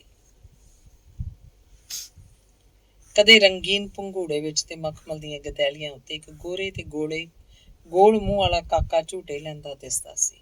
ਇਹ ਦੋਵੇਂ ਬਾਹਾਂ ਵਧਾ ਕੇ ਚੁੱਕਦਾ ਤੇ ਉਹਦੀਆਂ ਲਾਲ ਲਾਲ ਗੱਲਾਂ ਦੇ ਹੋਠਾਂ ਨੂੰ ਚੁੰਮਣ ਲੱਗ ਪੈਂਦਾ। ਕਦੇ ਨਵੀਂ ਵਹੁਟੀ ਦੀ ਸੂਹੇ ਚੂੜੇ ਵਾਲੀ ਬਾਂਹ ਫੜ ਕੇ ਉਹਦੇ ਕੂਲੇ ਤੇ ਮਹਿੰਦੀ ਵਾਲੇ ਹੱਥਾਂ ਨੂੰ ਮਸਲਣ ਲੱਗ ਪੈਂਦਾ। ਜਿਉਂ ਹੀ ਫਿਰ ਮੁੜ ਕੇ ਸ਼ਕੁੰਤਲਾ ਦੀ ਸ਼ਕਲ ਉਹਦੀਆਂ ਅੱਖਾਂ ਅੱਗੇ ਆਉਂਦੀ, ਉਹਦੇ ਸਾਰੇ ਖਿਆਲੀ ਮਹਿਲ ਇੱਟ ਇੱਟ ਹੋ ਕੇ ਢਹਿ ਪੈਂਦੇ। ਇਸ ਉਧੇੜ ਬੁਣ 'ਚ ਉਹਨੂੰ ਅੱਧੀ ਰਾਤ ਤੱਕ ਨੀਂਦ ਨਾ ਆਈ। ਜਦ ਸ਼ਕੁੰਤਲਾ ਵੱਡੇ ਵੇਲੇ ਉੱਠੀ ਤਾਂ ਉਹਦੀ ਅਜੀਬ ਹਾਲਤ ਸੀ। ਸਰੀਰ 'ਚ ਸਾਹ ਸੱਤ ਨਹੀਂ ਸੀ। ਭਾਵੇਂ ਉਹਦਾ ਪਤੀ ਹੋਰ ਵਿਆਹ ਵੱਲੋਂ ਕੱਲ ਤੋਬਾ ਕਰ ਚੁੱਕਾ ਸੀ, ਪਰ ਸ਼ਕੁੰਤਲਾ ਲਈ ਇਹ ਗੱਲ ਸਹਾਰਨੀ ਵੀ ਔਖੀ ਸੀ ਕਿ ਕੇਵਲ ਆਪਣੇ ਸੁੱਖ ਲਈ ਉਹ ਪਤੀ ਨੂੰ ਕਠਨ ਵਕਤ ਦਾ ਧਾਰਨੀ ਬਣਾ ਦੇ। ਪਰ ਨਾਲ ਹੀ ਜਦ ਸੌਕਣ ਘਰ 'ਚ ਆਉਣ ਦਾ ਖਿਆਲ ਉਹਨੂੰ ਆਉਂਦਾ ਤਾਂ ਉਹਦੇ ਦਿਲ ਨੂੰ ਕੁਝ ਹੋਣ ਲੱਗ ਪੈਂਦਾ। ਉਹ ਐਸੀ ਖਲਜਗਨ 'ਚ ਫਸੀ ਹੋਈ ਸੀ ਜੋ ਨਿਕਲਣ ਲਈ ਉਹਨੂੰ ਕੋਈ ਰਾਹ ਨਹੀਂ ਸੀ ਦਿਸਦਾ। ਅਖੀਰ ਉਹਨੇ ਦਿਲ ਨੂੰ ਖਿੱਚ ਪਾ ਕੇ ਇੱਕ ਪਾਸੇ ਲਾਉਣ ਦਾ ਯਤਨ ਕੀਤਾ ਤੇ ਝਟਪਟ ਇਸ਼ਨਾਨ ਪਾਣੀ ਕਰਕੇ ਨਿਤਨੇਮ ਤੋਂ ਵਿਹਲੀ ਹੋ ਕੇ ਗੁਰਦੁਆਰੇ ਜਾ ਪੁੱਜੀ। ਬੜੀ ਸ਼ਰਧਾ ਤੇ ਨਿਮਰਤਾ ਨਾਲ ਉਹਨੇ ਸ੍ਰੀ ਗੁਰੂ ਗ੍ਰੰਥ ਸਾਹਿਬ ਜੀ ਅੱਗੇ ਮੱਥਾ ਟੇਕਿਆ। ਫਿਰ ਮਨ ਦੀ ਇਕਾਗਰਤਾ ਤੇ ਦ੍ਰਿੜਤਾ ਨਾਲ ਮਹਾਰਾਜ ਅੱਗੇ ਬੇਨਤੀਆਂ ਕਰਨ ਲੱਗੀ, ਹੇ ਸਤਿਗੁਰੂ ਜੀ, ਮੈਂ ਤੁਹਾਡੇ ਪ੍ਰਤੱਖ ਸਰੂਪ ਨੂੰ ਹਾਜ਼ਰ ਨਾਜ਼ਰ ਜਾਣ ਕੇ ਆਪ ਦੇ ਸਾਹਮਣੇ ਪ੍ਰਣ ਕਰਦੀ ਹਾਂ ਕਿ ਅੱਜ ਤੋਂ ਮੈਂ ਆਪਣੇ ਸੁੱਖ ਦੀ ਪਰਵਾਹ ਨਾ ਕਰਕੇ ਉਹਨਾਂ ਨੂੰ ਸੁਖੀ ਰੱਖਣ ਲਈ ਸਭ ਕੁਝ ਕਰਾਂਗੀ। ਹੇ ਸਤਿਗੁਰੂ ਜੀ, ਮੇਰਾ ਦਿਲ ਕਮਜ਼ੋਰ ਹੈ, ਮੈਨੂੰ ਪ੍ਰਣ ਤੋੜ ਨਿਭਾਉਣ ਦੀ ਤਾਕਤ ਬਖਸ਼ਣੀ ਤੇ ਮੇਰੇ ਦਿਲ ਨੂੰ ਡੋਲਣ ਨਾ ਦੇਣਾ। ਬੇਨਤੀ ਕਰਕੇ ਜਦ ਉਹਨੇ ਹਜ਼ੂਰੀ ਵਿੱਚੋਂ ਸਿਰ ਚੁੱਕਿਆ ਤਾਂ ਉਹਨੂੰ ਆਪਣਾ ਦਿਲ ਇੰਨਾ ਹੌਲਾ ਮਾਲੂਮ ਹੁੰਦਾ ਸੀ ਮਾਨੋ ਕਦੇ ਕੋਈ ਗੱਲ ਹੋਈ ਨਹੀਂ। ਉਹਦੇ ਦਿਲ 'ਚ ਪਤਾ ਨਹੀਂ ਕੀ ਤਾਕਤ ਆ ਗਈ ਜੋ ਸਾਰੀਆਂ ਸ਼ੰਕਾਂ ਭੁੱਲ ਕੇ ਉਹਦਾ ਦਿਲ ਹੁਣ ਸ਼ਾਂਤ ਤੇ ਅਡੋਲ ਸੀ। ਅੰਗ ਪੰਜਵਾਂ। ਇੱਕ ਦਿਨ ਸੰਧਿਆ ਨੂੰ ਸੈਲ ਸਪਾਟੇ ਤੋਂ ਮੁੜ ਕੇ ਜਦੋਂ ਜੋਗਿੰਦਰ ਸਿੰਘ ਜਾਣ ਲੱਗਾ ਤਾਂ ਉਹਦੇ ਦੋਸਤ ਇਕਬਾਲ ਸਿੰਘ ਨੇ ਕਿਹਾ, ਯਾਰ ਹੁਣੇ ਘਰ ਜਾ ਕੇ ਕੀ ਕਰੇਗਾ, ਆ ਜ਼ਰਾ ਗੱਪਾਂ ਸ਼ੱਪਾਂ ਮਾਰਾਂਗੇ। ਜੋਗਿੰਦਰ ਸਿੰਘ ਨੂੰ ਨਾਲ ਲੈ ਕੇ ਇਕਬਾਲ ਸਿੰਘ ਆਪਣੀ ਬੈਠਕ 'ਚ ਪੁੱਜਾ। ਨੌਕਰ ਨੇ ਦੋਹਾਂ ਲਈ ਰੋਟੀ ਲਿਆਂਦੀ ਤੇ ਨਾਲ ਹੀ ਕੁਝ ਖਾਣ ਪੀਣ ਦਾ ਸਮਾਨ ਵੀ। ਪੀਂਦਿਆਂ ਖਾਂਦਿਆਂ ਦੋਵੇਂ ਮਸਤੀ ਨਾਲ ਝੂਮਣ ਲੱਗ ਪਏ। ਗੱਲੋਂ ਗੱਲੀ ਇਕਬਾਲ ਸਿੰਘ ਨੇ ਪੁੱਛਿਆ, ਸੁਣਾ ਯਾਰ, ਫਿਰ ਉਸ ਚਿੱਠੀ ਦਾ ਕੀ ਬਣਿਆ? ਮੇਰੇ ਕੋਲ ਹੋਰ ਵੀ ਇੱਕ ਚਿੱਠੀ ਆਈ ਪਈ ਹੈ। ਜੋਗਿੰਦਰ ਸਿੰਘ ਨੇ ਕੁਝ ਬੇਪਰਵਾਹੀ ਨਾਲ ਕਿਹਾ, ਨਹੀਂ, ਮੈਂ ਉਸ ਕੰਮ ਦੀ ਸਲਾਹ ਬਦਲ ਦਿੱਤੀ ਹੈ। ਕਿਉਂ? ਕੌਣ ਮੁਫਤ ਦੀ ਬਿਪਤਾ ਗਲ ਪਾ ਲੈ? ਨਾਲੇ ਸ਼ਕੁੰਤਲਾ ਵਰਗੀ ਨੇਕ ਪਾਰਸਾ ਜਨਾਨੀ ਉੱਤੇ ਸੌਂਕਣ ਲਿਆ ਬਿਠਾਣੀ ਨਿਹਾਇਤ ਬੁਰੀ ਗੱਲ ਹੈ। ਇਕਬਾਲ ਸਿੰਘ ਉਹਦੇ ਮੋਢੇ ਤੇ ਇੱਕ ਜ਼ੋਰ ਦਾ ਥੱਪੜ ਮਾਰ ਕੇ ਬੋਲਿਆ, ਵਾਹ ਮੇਰੇ ਯਾਰ, ਤੂੰ ਵੀ 12 ਵਰ੍ਹੇ ਦਿੱਲੀ ਰਹਿ ਕੇ ਭਾਟੀ ਝੋਕਦਾ ਰਿਹਾ। ਔਲਾਦ ਵਾਸਤੇ ਲੋਕੀ ਕੀ ਨਹੀਂ ਕਰਦੇ। ਮੈਂ ਤੈਨੂੰ ਐਸੇ ਆਦਮੀ ਦੱਸ ਸਕਣਾ ਵਾਂ ਜਿਨ੍ਹਾਂ ਨੇ 4 ਵਿਆਹ ਕਰਾਏ ਹੋਏ ਨੇ। ਤੂੰ ਕੋਈ ਦੋਹਾਂ ਨੂੰ ਇਕੱਠਿਆਂ ਰੱਖਣਾ? ਬੜੀ ਗੱਲ ਹੋਈ ਤਾਂ ਦੋਹਾਂ ਲਈ ਵੱਖੋ ਵੱਖ ਮਕਾਨਾਂ ਦਾ ਬੰਦੋਬਸਤ ਕਰ ਦੇ। ਅਜੇ ਇਹੋ ਗੱਲਾਂ ਹੋ ਰਹੀਆਂ ਸੀ ਕਿ ਇਕਬਾਲ ਸਿੰਘ ਦਾ ਨੌਕਰ ਮੁੰਡੇ ਨੂੰ ਕੁੱਛੜ ਚੁੱਕੀ ਅੰਦਰ ਆਇਆ। ਮੁੰਡਾ 1.5 ਕੁ ਵਰ੍ਹੇ ਦਾ ਸੀ। ਉਹਦੇ ਸਾਫ਼ ਸੁਥਰੇ ਕੱਪੜੇ ਤੇ ਗੁੜਗੁੱਲਾ ਜਿਹਾ ਮੂੰਹ ਵੇਖ ਕੇ ਇੱਕ ਵਾਰੀ ਫਿਰ ਜੋਗਿੰਦਰ ਸਿੰਘ ਦੇ ਦਿਲ ਵਿੱਚ ਬੁਝੀ ਅੱਗ ਬਲ ਉੱਠੀ। ਉਹਨੇ ਨੌਕਰ ਦੇ ਹੱਥੋਂ ਮੁੰਡੇ ਨੂੰ ਲੈ ਲਿਆ ਤੇ ਉਹਦੇ ਹੋਠਾਂ ਨੂੰ ਉਂਗਲ ਨਾਲ ਛੇੜ ਕੇ ਉਹਨੂੰ ਹਸਾਉਣ ਲੱਗਾ। ਮੁੰਡੇ ਦਾ ਹਾਸਾ ਤੇ ਤੋਤਲੀਆਂ ਗੱਲਾਂ ਸੁਣ ਸੁਣ ਕੇ ਉਹਨੂੰ ਕੋਈ ਅਨੋਖਾ ਸਵਾਦ ਆ ਰਿਹਾ ਸੀ। ਇੰਨੇ ਨੂੰ ਮੁੰਡਾ ਰੋਣ ਲੱਗਾ ਤੇ ਇਕਬਾਲ ਸਿੰਘ ਦੇ ਕਹਿਣ ਤੇ ਨੌਕਰ ਉਹਨੂੰ ਬਾਹਰ ਲੈ ਗਿਆ। ਗੱਲ ਛੇੜਦਿਆਂ ਇਕਬਾਲ ਸਿੰਘ ਨੇ ਫੇਰ ਕਿਹਾ, ਹਾਂ ਸੱਚ, ਮੈਂ ਕੀ ਗੱਲ ਕਰ ਰਿਹਾ ਸੀ? ਸੋਚ ਕੇ, ਆਹੋ, ਵਿਆਹ ਦੀ ਗੱਲ। ਨਹੀਂ ਮੇਰੇ ਯਾਰ, ਹੁਣ ਜਦ ਕੰਮ ਹੁੰਦਾ ਏ ਤਾਂ ਤੂੰ ਇਹ ਗਲਤੀ ਨਾ ਕਰ। ਔਲਾਦ ਤੋਂ ਬਿਨਾਂ ਗ੍ਰਸਤ ਤਾਂ ਸੱਚਮੁੱਚ ਵਬਾਲ ਜਾਨ ਹੀ ਹੁੰਦਾ ਹੈ। ਮੇਰਾ ਖਿਆਲ ਹੈ ਇਸ ਕੰਮ ਵਿੱਚ ਦੇਰ ਨਹੀਂ ਕਰਨੀ ਚਾਹੀਦੀ ਤੇ ਨਾਲੇ ਕੁੜੀ ਵੀ ਜਵਾਨ ਹੈ, ਇਹ ਮੌਕਾ ਹੱਥੋਂ ਨਹੀਂ ਜਾਣ ਦੇਣਾ ਚਾਹੀਦਾ। ਜਾਇਦਾਦ ਮਕਾਨ ਦੀ ਕਿਹੜੀ ਗੱਲ ਹੈ, ਉਂਝ ਵੀ ਤਾਂ ਇਹ ਸਭ ਕੁਝ ਔਲਾਦ ਦਾ ਹੀ ਹੁੰਦਾ। ਰਜਿਸਟਰੀ ਕਰਾਉਣ 'ਚ ਸਾਡਾ ਹਰਜ ਕੀ ਹੈ? ਮੈਂ ਤੈਨੂੰ ਐਸੀ ਸਫਾਈ ਨਾਲ ਇਹ ਸਭ ਕੁਝ ਕਰ ਦਿਆਂਗਾ ਜੋ ਕਿਸੇ ਨੂੰ ਕੰਨੋਂ ਕੰਨ ਖਬਰ ਨਹੀਂ ਹੋਏਗੀ। ਯਾਰ ਤੂੰ ਸ਼ੁਕਰ ਨਹੀਂ ਕਰਦਾ ਜੋ ਐਸੀ ਵਹੁਟੀ ਤੈਨੂੰ ਮਿਲ ਰਹੀ ਹੈ। ਚੰਗੀ ਸਿੱਖਿਆ ਦਾ ਅਸਰ ਤਾਂ ਮਨੁੱਖ ਦੇ ਦਿਲ ਤੇ ਸਮਾਂ ਪਾ ਕੇ ਹੁੰਦਾ ਹੈ, ਪਰ ਭੈੜੀ ਸਿੱਖਿਆ ਜ਼ਹਿਰ ਨਾਲੋਂ ਵੀ ਛੇਤੀ ਅਸਰ ਕਰ ਜਾਇਆ ਕਰਦੀ ਹੈ। ਜੋਗਿੰਦਰ ਸਿੰਘ ਪਹਿਲਾਂ ਤਾਂ ਝਿਜਕਿਆ, ਪਰ ਕੁਝ ਸ਼ਰਾਬ ਦੀ ਲੋਰ ਵਿੱਚ ਤੇ ਕੁਝ ਇਕਬਾਲ ਦੀਆਂ ਮਸਾਲੇਦਾਰ ਗੱਲਾਂ ਵਿੱਚ ਉਹ ਸਭ ਕੁਝ ਮੰਨ ਗਿਆ ਤੇ ਇਸ ਕੰਮ ਨੂੰ ਸਿਰੇ ਚੜਾਉਣ ਦਾ ਸਾਰਾ ਭਾਰ ਇਕਬਾਲ ਸਿੰਘ ਨੂੰ ਹੀ ਸੌਂਪ ਕੇ ਝੂਮਦਾ ਝਾਮਦਾ ਘਰ ਮੁੜਿਆ। ਅੰਗ 6। ਅਖੀਰ ਕੇਸਰ ਦੀ ਕਿਆਰੀ 'ਚ ਕਸੁੰਬੇ ਦਾ ਬੂਟਾ ਉੱਗ ਹੀ ਪਿਆ। ਸਮਾਂ ਪਾ ਕੇ ਜੋਗਿੰਦਰ ਸਿੰਘ ਦਾ ਦੂਜਾ ਵਿਆਹ ਹੋ ਗਿਆ ਤੇ ਉਹਦੇ ਘਰ ਜਾਇਦਾਦ ਸਭ ਕੁਝ ਅੰਦਰਖਾਨੇ ਨਵੀਂ ਵਹੁਟੀ ਦੇ ਨਾਂ ਕਰਾ ਦਿੱਤੀ। ਵਹੁਟੀ ਨੇ ਬੜੀ ਧੂਮ-ਧਾਮ ਨਾਲ ਘਰ 'ਚ ਪ੍ਰਵੇਸ਼ ਕੀਤਾ। ਜੋਗਿੰਦਰ ਸਿੰਘ ਇੱਕੋ ਨਜ਼ਰ ਨਾਲ ਉਹਦਾ ਬੇਖਰੀਦ ਹੋ ਗਿਆ। ਵਹੁਟੀ ਦਾ ਨਾਮ ਦਲੀਪ ਕੌਰ ਸੀ। ਉਹ ਮਾਪਿਆਂ ਦੀ ਇਕਲੌਤੀ ਤੇ ਛਿੰਦੀ ਧੀ ਸੀ। ਚਾਵਾਂ ਮਲ੍ਹਾਰਾਂ ਨਾਲ ਪਲੀ ਸੀ। ਵਿਆਹ ਦੇ ਦਿਨੀਂ ਛੇਕੜ ਤੋੜੀ ਉਹਦੀਆਂ ਸਹੇਲੀਆਂ ਉਹਨੂੰ ਇਹ ਉਪਦੇਸ਼ ਦਿੰਦੀਆਂ ਰਹੀਆਂ ਸਨ, ਜਾ ਕੇ ਚੰਗੀ ਤਰ੍ਹਾਂ ਸੌਕਣ ਦਾ ਚੂੰਡਾ ਖੋਵੀਂ, ਉਹਨੂੰ ਹਰ ਵੇਲੇ ਜੁੱਤੀ ਹੇਠਾਂ ਰੱਖੀ। ਪਹਿਲਾਂ ਪਹਿਲ ਜਾ ਕੇ ਉਹਦੇ ਰੂਪ ਦਾ ਸਿੱਕਾ ਬਿਠਾ ਲਏਂਗੀ ਤਾਂ ਮਗਰੋਂ ਸੁੱਖ ਪਾਏਂਗੀ, ਤੇ ਜੇ ਤੂੰ ਜ਼ਰਾ ਵੀ ਨਰਮਾਈ ਕੀਤੀ ਤਾਂ ਤੇਰੇ ਸਿਰ ਚੜ ਜਾਏਗੀ। ਮਾਂ ਨੇ ਧੀ ਨੂੰ ਡੋਲੀ ਚੜਨ ਲੱਗਿਆ ਇਹੋ ਮੱਤ ਦਿੱਤੀ, ਪੁੱਤਰ ਸੌਕਣ ਡਾਰੀ ਦਾ ਵਿਸਾਹ ਨਾ ਕਰੀ, ਉਹਦੇ ਹੱਥੋਂ ਕਦੇ ਵੀ ਕੋਈ ਚੀਜ਼ ਨਾ ਖਾਈ, ਪਾਣੀ ਵੀ ਨਾ ਪੀਵੀਂ, ਆਪਣਾ ਗਹਿਣਾ ਕੱਪੜਾ ਕਾਬੂ ਰੱਖੀ। ਇਹਨਾਂ ਡੈਣਾਂ ਦਾ ਪਤਾ ਨਹੀਂ ਹੁੰਦਾ, ਵਾਹ ਲੱਗਦੇ ਉਹ ਤੋਂ ਦੂਰ ਦੂਰ ਹੀ ਰਿਹਾ ਕਰੀ ਮੇਰੀ ਬੱਚੀ। ਜਦੋਂ ਦਲੀਪ ਕੌਰ ਦੀ ਡੋਲੀ ਆਈ ਤਾਂ ਸ਼ਕੁੰਤਲਾ ਨੇ ਛੋਟੀਆਂ ਭੈਣਾਂ ਵਾਂਗ ਉਹਦਾ ਆਦਰ ਸਤਿਕਾਰ ਕੀਤਾ ਤੇ ਡੋਲੀਓਂ ਨਿਕਲਦਿਆਂ ਹੀ ਜੱਫੀ 'ਚ ਲੈ ਕੇ ਬੜੇ ਪਿਆਰ ਨਾਲ ਉਹਦਾ ਮੱਥਾ ਚੁੰਮਿਆ। ਆਪਣੇ ਕੁਝ ਗਹਿਣੇ ਬਣਾ ਕੇ ਉਹਨੇ 5-4 ਵੱਡੇ ਬੜੇ ਵਧੀਆ ਗਹਿਣੇ ਉਸ ਲਈ ਪਤੀ ਤੋਂ ਚੋਰੀ ਬਣਵਾ ਰੱਖੇ ਸਨ। ਉਹ ਸੰਦੂਕੜੀ 'ਚੋਂ ਕੱਢ ਕੇ ਬੜੇ ਪਿਆਰ ਨਾਲ ਉਹਨੂੰ ਪਹਿਨਾ ਦਿੱਤੇ। ਉਹਨੇ ਸੱਸਾਂ ਨਾਲੋਂ ਵੱਧ ਚਾਮਲਾਰ ਕੀਤਾ। ਜਿਹੜਾ ਵੇਖਦਾ ਸੀ ਸ਼ਕੁੰਤਲਾ ਦੀ ਸਿਦਕ ਸਬੂਰੀ ਤੇ ਅਸ਼ ਕਰਦਾ ਸੀ। ਪਹਿਲੇ ਦਿਨ ਦਲੀਪ ਕੌਰ ਨੂੰ ਪਤਾ ਨਹੀਂ ਸੀ ਕਿ ਇਹ ਮੇਰੀ ਸੌਕਣ ਹੈ, ਪਰ ਜਿਉਂ ਹੀ ਉਹਨੂੰ ਇਸ ਗੱਲ ਦਾ ਪਤਾ ਲੱਗਾ ਉਹ ਸ਼ਕੁੰਤਲਾ ਦੇ ਪਰਛਾਵੇਂ ਤੋਂ ਡਰਨ ਲੱਗੀ। ਵਿਆਹ ਤੋਂ ਬਾਅਦ ਕਈ ਦਿਨ ਦੋਵੇਂ ਵਹੁਟੀ ਗੱਭਰੂ ਸਾਕਾਂ ਸੰਬੰਧੀਆਂ ਦੇ ਘਰੀਂ ਦਾਵਤਾਂ ਖਾਂਦੇ ਰਹੇ। ਜਦ ਕੁਝ ਦਿਨਾਂ ਬਾਅਦ ਇਸ ਪਾਸਿਓਂ ਵਿਹਲੇ ਹੋਏ ਤਾਂ ਘਰ ਵੱਲ ਮੁਹਾਰਾਂ ਮੋੜੀਆਂ। ਸ਼ਕੁੰਤਲਾ ਇੰਨੀ ਦਿਨੀ ਮੇਲ ਦੀ ਸੇਵਾ ਸਤਕਾਰ 'ਚ ਹੀ ਖਚਤ ਰਹਿੰਦੀ ਸੀ। ਮੇਲ ਵੀ ਚਲਾ ਗਿਆ। ਸ਼ਕੁੰਤਲਾ ਨੇ ਅੱਜ ਬੜੀ ਯੋਗਤਾ ਨਾਲ ਕਈ ਤਰ੍ਹਾਂ ਦੀਆਂ ਭਾਜੀਆਂ ਖਾਣੇ 'ਚ ਬਣਾ ਕੇ ਰਸੋਈ ਤਿਆਰ ਕੀਤੀ ਸੀ, ਪਰ ਵਹੁਟੀ ਨੇ ਰੋਟੀ ਖਾਣ ਤੋਂ ਇਹ ਕਹਿ ਕੇ ਨਾ ਕਰਤੀ ਕਿ ਮੈਨੂੰ ਭੁੱਖ ਨਹੀਂ। ਸ਼ਕੁੰਤਲਾ ਨੇ ਅੱਜ ਸਾਰਾ ਉਚੇਚ ਇਸੇ ਖਾਤਰ ਕੀਤਾ ਸੀ, ਪਰ ਇਹ ਤਿਰਸਕਾਰ ਉਸ ਲਈ ਬੜਾ ਦੁਖਦਾਈ ਸੀ। ਉਹਨੇ ਪਿਆਰ ਨਾਲ ਉਹਨੂੰ ਜੱਫੀ 'ਚ ਲੈ ਕੇ ਕਿਹਾ, ਭੈਣ, ਜਿੰਨੀ ਭੁੱਖ ਏ ਓਨਾ ਹੀ ਖਾ ਲੈ। ਪਹਿਲਾਂ ਪਹਿਲਾਂ ਸ਼ਗਨਾਂ ਦਾ ਦਿਨ ਹੈ। ਪਰ ਦਲੀਪ ਕੌਰ ਛੇਤੀ ਨਾਲ ਉਹਦੀ ਜੱਫੀ 'ਚੋਂ ਨਿਕਲ ਕੇ ਇਹ ਕਹਿੰਦੀ ਹੋਈ ਅੰਦਰ ਚਲੀ ਗਈ, ਮੈਂ ਜੋ ਕਿਹਾ ਮੈਨੂੰ ਨਹੀਂ ਭੁੱਖ। ਘੜੀ ਮੁੜੀ ਕਹਿਣ ਦਾ ਕੀ ਫਾਇਦਾ। ਸ਼ਕੁੰਤਲਾ ਮੂੰਹ ਵੇਖਦੀ ਰਹਿ ਗਈ। ਫਿਰ ਅੰਦਰ ਜਾ ਕੇ ਪਤੀ ਨੂੰ ਕਹਿਣ ਲੱਗੀ, ਕਹੋ ਸੂ, ਰੋਟੀ ਖਾ ਲਵੇ। ਇਹ ਪਹਿਲਾ ਹੀ ਮੌਕਾ ਸੀ ਜਦੋਂ ਜੋਗਿੰਦਰ ਸਿੰਘ ਨੂੰ ਸ਼ਕੁੰਤਲਾ ਦਾ ਅੰਦਰ ਆਉਣਾ ਬੇਮਲੂਮ ਜਿਹਾ ਬੁਰਾ ਲੱਗਾ। ਨਵੀਂ ਵਹੁਟੀ ਦੇ ਅੰਦਰ ਆਉਣ ਤੇ ਉਹ ਚਾਹੁੰਦਾ ਸੀ ਕਿ ਉਸ ਨਾਲ ਗੱਲਾਂ ਦਾ ਸਿਲਸਿਲਾ ਸ਼ੁਰੂ ਕਰੇ, ਪਰ ਝੱਟ ਹੀ ਮਗਰੋਂ ਸ਼ਕੁੰਤਲਾ ਨੂੰ ਅੰਦਰ ਆਈ ਵੇਖ ਕੇ ਉਹਦੀ ਮੁਰਾਦ ਪੂਰੀ ਨਾ ਹੋ ਸਕੀ। ਉਹ ਦਲੀਪ ਕੌਰ ਨੂੰ ਕਹਿਣ ਲੱਗਾ, ਜਾ ਰੋਟੀ ਖਾ ਲਾ ਜਾ ਕੇ। ਦਲੀਪ ਕੌਰ ਪਲੰਗ ਦੀ ਪੈਂਦ ਵੱਲ ਖਲੋਤੀ ਹਾਂ ਜ਼ਰਾ ਗੁੱਸੇ ਨਾਲ ਬੋਲੀ, ਮੈਨੂੰ ਨਹੀਂ ਭੁੱਖ, ਤੇ ਦਿਲੋਂ ਚਾਹੁੰਦੀ ਸੀ ਕਿ ਸ਼ਕੁੰਤਲਾ ਛੇਤੀ ਛੇਤੀ ਮੇਰੀਆਂ ਅੱਖਾਂ ਅੱਗੋਂ ਦੂਰ ਹੋ ਜਾਏ। ਜੋਗਿੰਦਰ ਸਿੰਘ ਨੇ ਫੇਰ ਕਿਹਾ, ਭੁੱਖ ਕਿਉਂ ਨਹੀਂ, ਜਿੰਨੀ ਭੁੱਖ ਹੈ ਉਨੀ ਖਾ ਲੈ, ਜਾ ਛੇਤੀ, ਰੋਟੀ ਠੰਡੀ ਹੋ ਰਹੀ ਹੋਏਗੀ, ਤੇ ਨਾਲੇ ਕੁਰਸੀ ਤੇ ਬੈਠ ਜਾ, ਖੜੀ ਖੜੀ ਕਿਉਂ ਲੱਤਾਂ ਸੁਕਾ ਰਹੀ। ਦਲੀਪ ਕੌਰ ਨੇ ਉਸੇ ਤਰ੍ਹਾਂ ਖਲੋਤਿਆਂ ਹੀ ਉੱਤਰ ਦਿੱਤਾ, ਕਿੰਨੀ ਵਾਰੀ ਤਾਂ ਕਹਿ ਚੁੱਕੀ ਹਾਂ ਭੁੱਖ ਨਹੀਂ। ਜੋਗਿੰਦਰ ਸਿੰਘ ਕੁਝ ਸਮਝ ਗਿਆ ਕਿ ਪੱਥਰ ਦੀ ਇਹ ਕੱਸੀ ਪੰਸੇਰੀ ਜਿਹਨੂੰ ਮੈਂ ਦਾਣੇ ਤੋਲਣ ਲਈ ਲਿਆਇਆ ਭਾਂਡੇ ਭੰਨਣ ਦਾ ਹੀ ਕੰਮ ਦੇਗੀ। ਉਹਨੇ ਹੱਸ ਕੇ ਸ਼ਕੁੰਤਲਾ ਨੂੰ ਕਿਹਾ, ਚੱਲ ਛੱਡ ਸੂ, ਨਹੀਂ ਖਾਂਦੀ ਨਾ ਖਾਵੇ, ਆਪੇ ਭੁੱਖ ਲੱਗੇਗੀ ਸੂ ਤਾਂ ਖਾ ਲਏਗੀ, ਤੂੰ ਜਾ ਕੇ ਖਾ ਲੈ। ਸ਼ਕੁੰਤਲਾ ਨੇ ਇੱਕ ਵਾਰੀ ਫਿਰ ਪਿਆਰ ਨਾਲ ਉਹਦਾ ਹੱਥ ਫੜ ਕੇ ਕਿਹਾ, ਬੀਬੀ ਭੈਣ, ਆ ਇੱਕ ਦੋ ਗਰਾਹੀਆਂ ਖਾ ਲੈ। ਝਟਕੇ ਨਾਲ ਹੱਥ ਛੁਡਾ ਕੇ ਵਹੁਟੀ ਨੇ ਦੂਜੇ ਪਾਸੇ ਮੂੰਹ ਮੋੜ ਲਿਆ। ਸ਼ਕੁੰਤਲਾ ਬੇਦਿਲ ਹੋ ਕੇ ਹੇਠਾਂ ਚਲੀ ਗਈ। ਉਹਦੇ ਨਿਕਲਣ ਦੀ ਦੇਰ ਸੀ ਕਿ ਵਹੁਟੀ ਰਾਣੀ ਪਲੰਗ ਤੇ ਬੈਠ ਗਈ। ਜੋਗਿੰਦਰ ਸਿੰਘ ਨੇ ਉਹਨੂੰ ਕਿਹਾ, ਕੀ ਗੱਲ, ਰੋਟੀ ਨਹੀਂ ਸੀ ਖਾਣੀ। ਦਲੀਪ ਕੌਰ ਹੱਥ ਦੀ ਹਥੇਲੀ ਨਾਲ ਪਤੀ ਨੂੰ ਪਰੇ ਧੱਕਦੀ ਬੋਲੀ, ਹਟੋ ਪਰਾਂ, ਤੁਹਾਨੂੰ ਤੇ ਪਤਾ ਹੀ ਨਹੀਂ ਲੱਗਦਾ ਕਿਸੇ ਗੱਲ ਦਾ। ਕਿਉਂ, ਕੀ ਇਹ ਵਗਿਆ ਹੋ ਗਈ, ਹਟੋ ਪਰੇ, ਮੈਂ ਨਹੀਂ ਬੋਲਣਾ। ਤੇ ਉਹ ਮੂੰਹ ਦੂਜੇ ਪਾਸੇ ਕਰਕੇ ਆਪਣਾ ਹੱਥ ਛੁਡਾਉਣ ਲਈ ਦੂਜੇ ਹੱਥ ਨਾਲ ਪਤੀ ਦੀਆਂ ਉਂਗਲਾਂ ਮਰੋੜਨ ਲੱਗੀ। ਜੋਗਿੰਦਰ ਸਿੰਘ ਲਈ ਵਹੁਟੀ ਰਾਣੀ ਦੀ ਇਹ ਬੁਝਾਰਤ ਬੁੱਝਣੀ ਸੁਖਾਲੀ ਨਹੀਂ ਸੀ। ਉਹਨੇ ਉਤਾਵਲੀ ਨਾਲ ਵਹੁਟੀ ਨੂੰ ਹਸਾਉਣ ਦੀ ਕੋਸ਼ਿਸ਼ ਕਰਦਿਆਂ ਕਿਹਾ, ਪਰ ਗੱਲ ਕੀ ਇਹ ਪਤਾ ਲੱਗੇ। ਦਲੀਪ ਕੌਰ ਨੇ ਮੂੰਹ ਫੁਲਾ ਕੇ ਕਿਹਾ, ਉਹਦੇ ਹੱਥਾਂ ਦੀ ਚੀਜ਼ ਖਾਣ ਲਈ ਮੈਨੂੰ ਨਾ ਕਿਹਾ ਕਰੋ, ਬਸ। ਜੋਗਿੰਦਰ ਸਿੰਘ ਦੀਆਂ ਅੱਖਾਂ ਅੱਗੇ ਇੱਕ ਪਰਦਾ ਹਟ ਗਿਆ।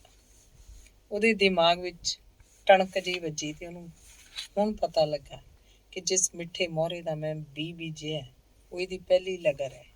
ਇੱਕੋ ਪਲ ਵਿੱਚ ਹੀ ਕਈ ਭਿਆਨਕ ਦ੍ਰਿਸ਼ ਉਹਦੀਆਂ ਅੱਖਾਂ ਅੱਗੇ ਲੰਘ ਗਏ।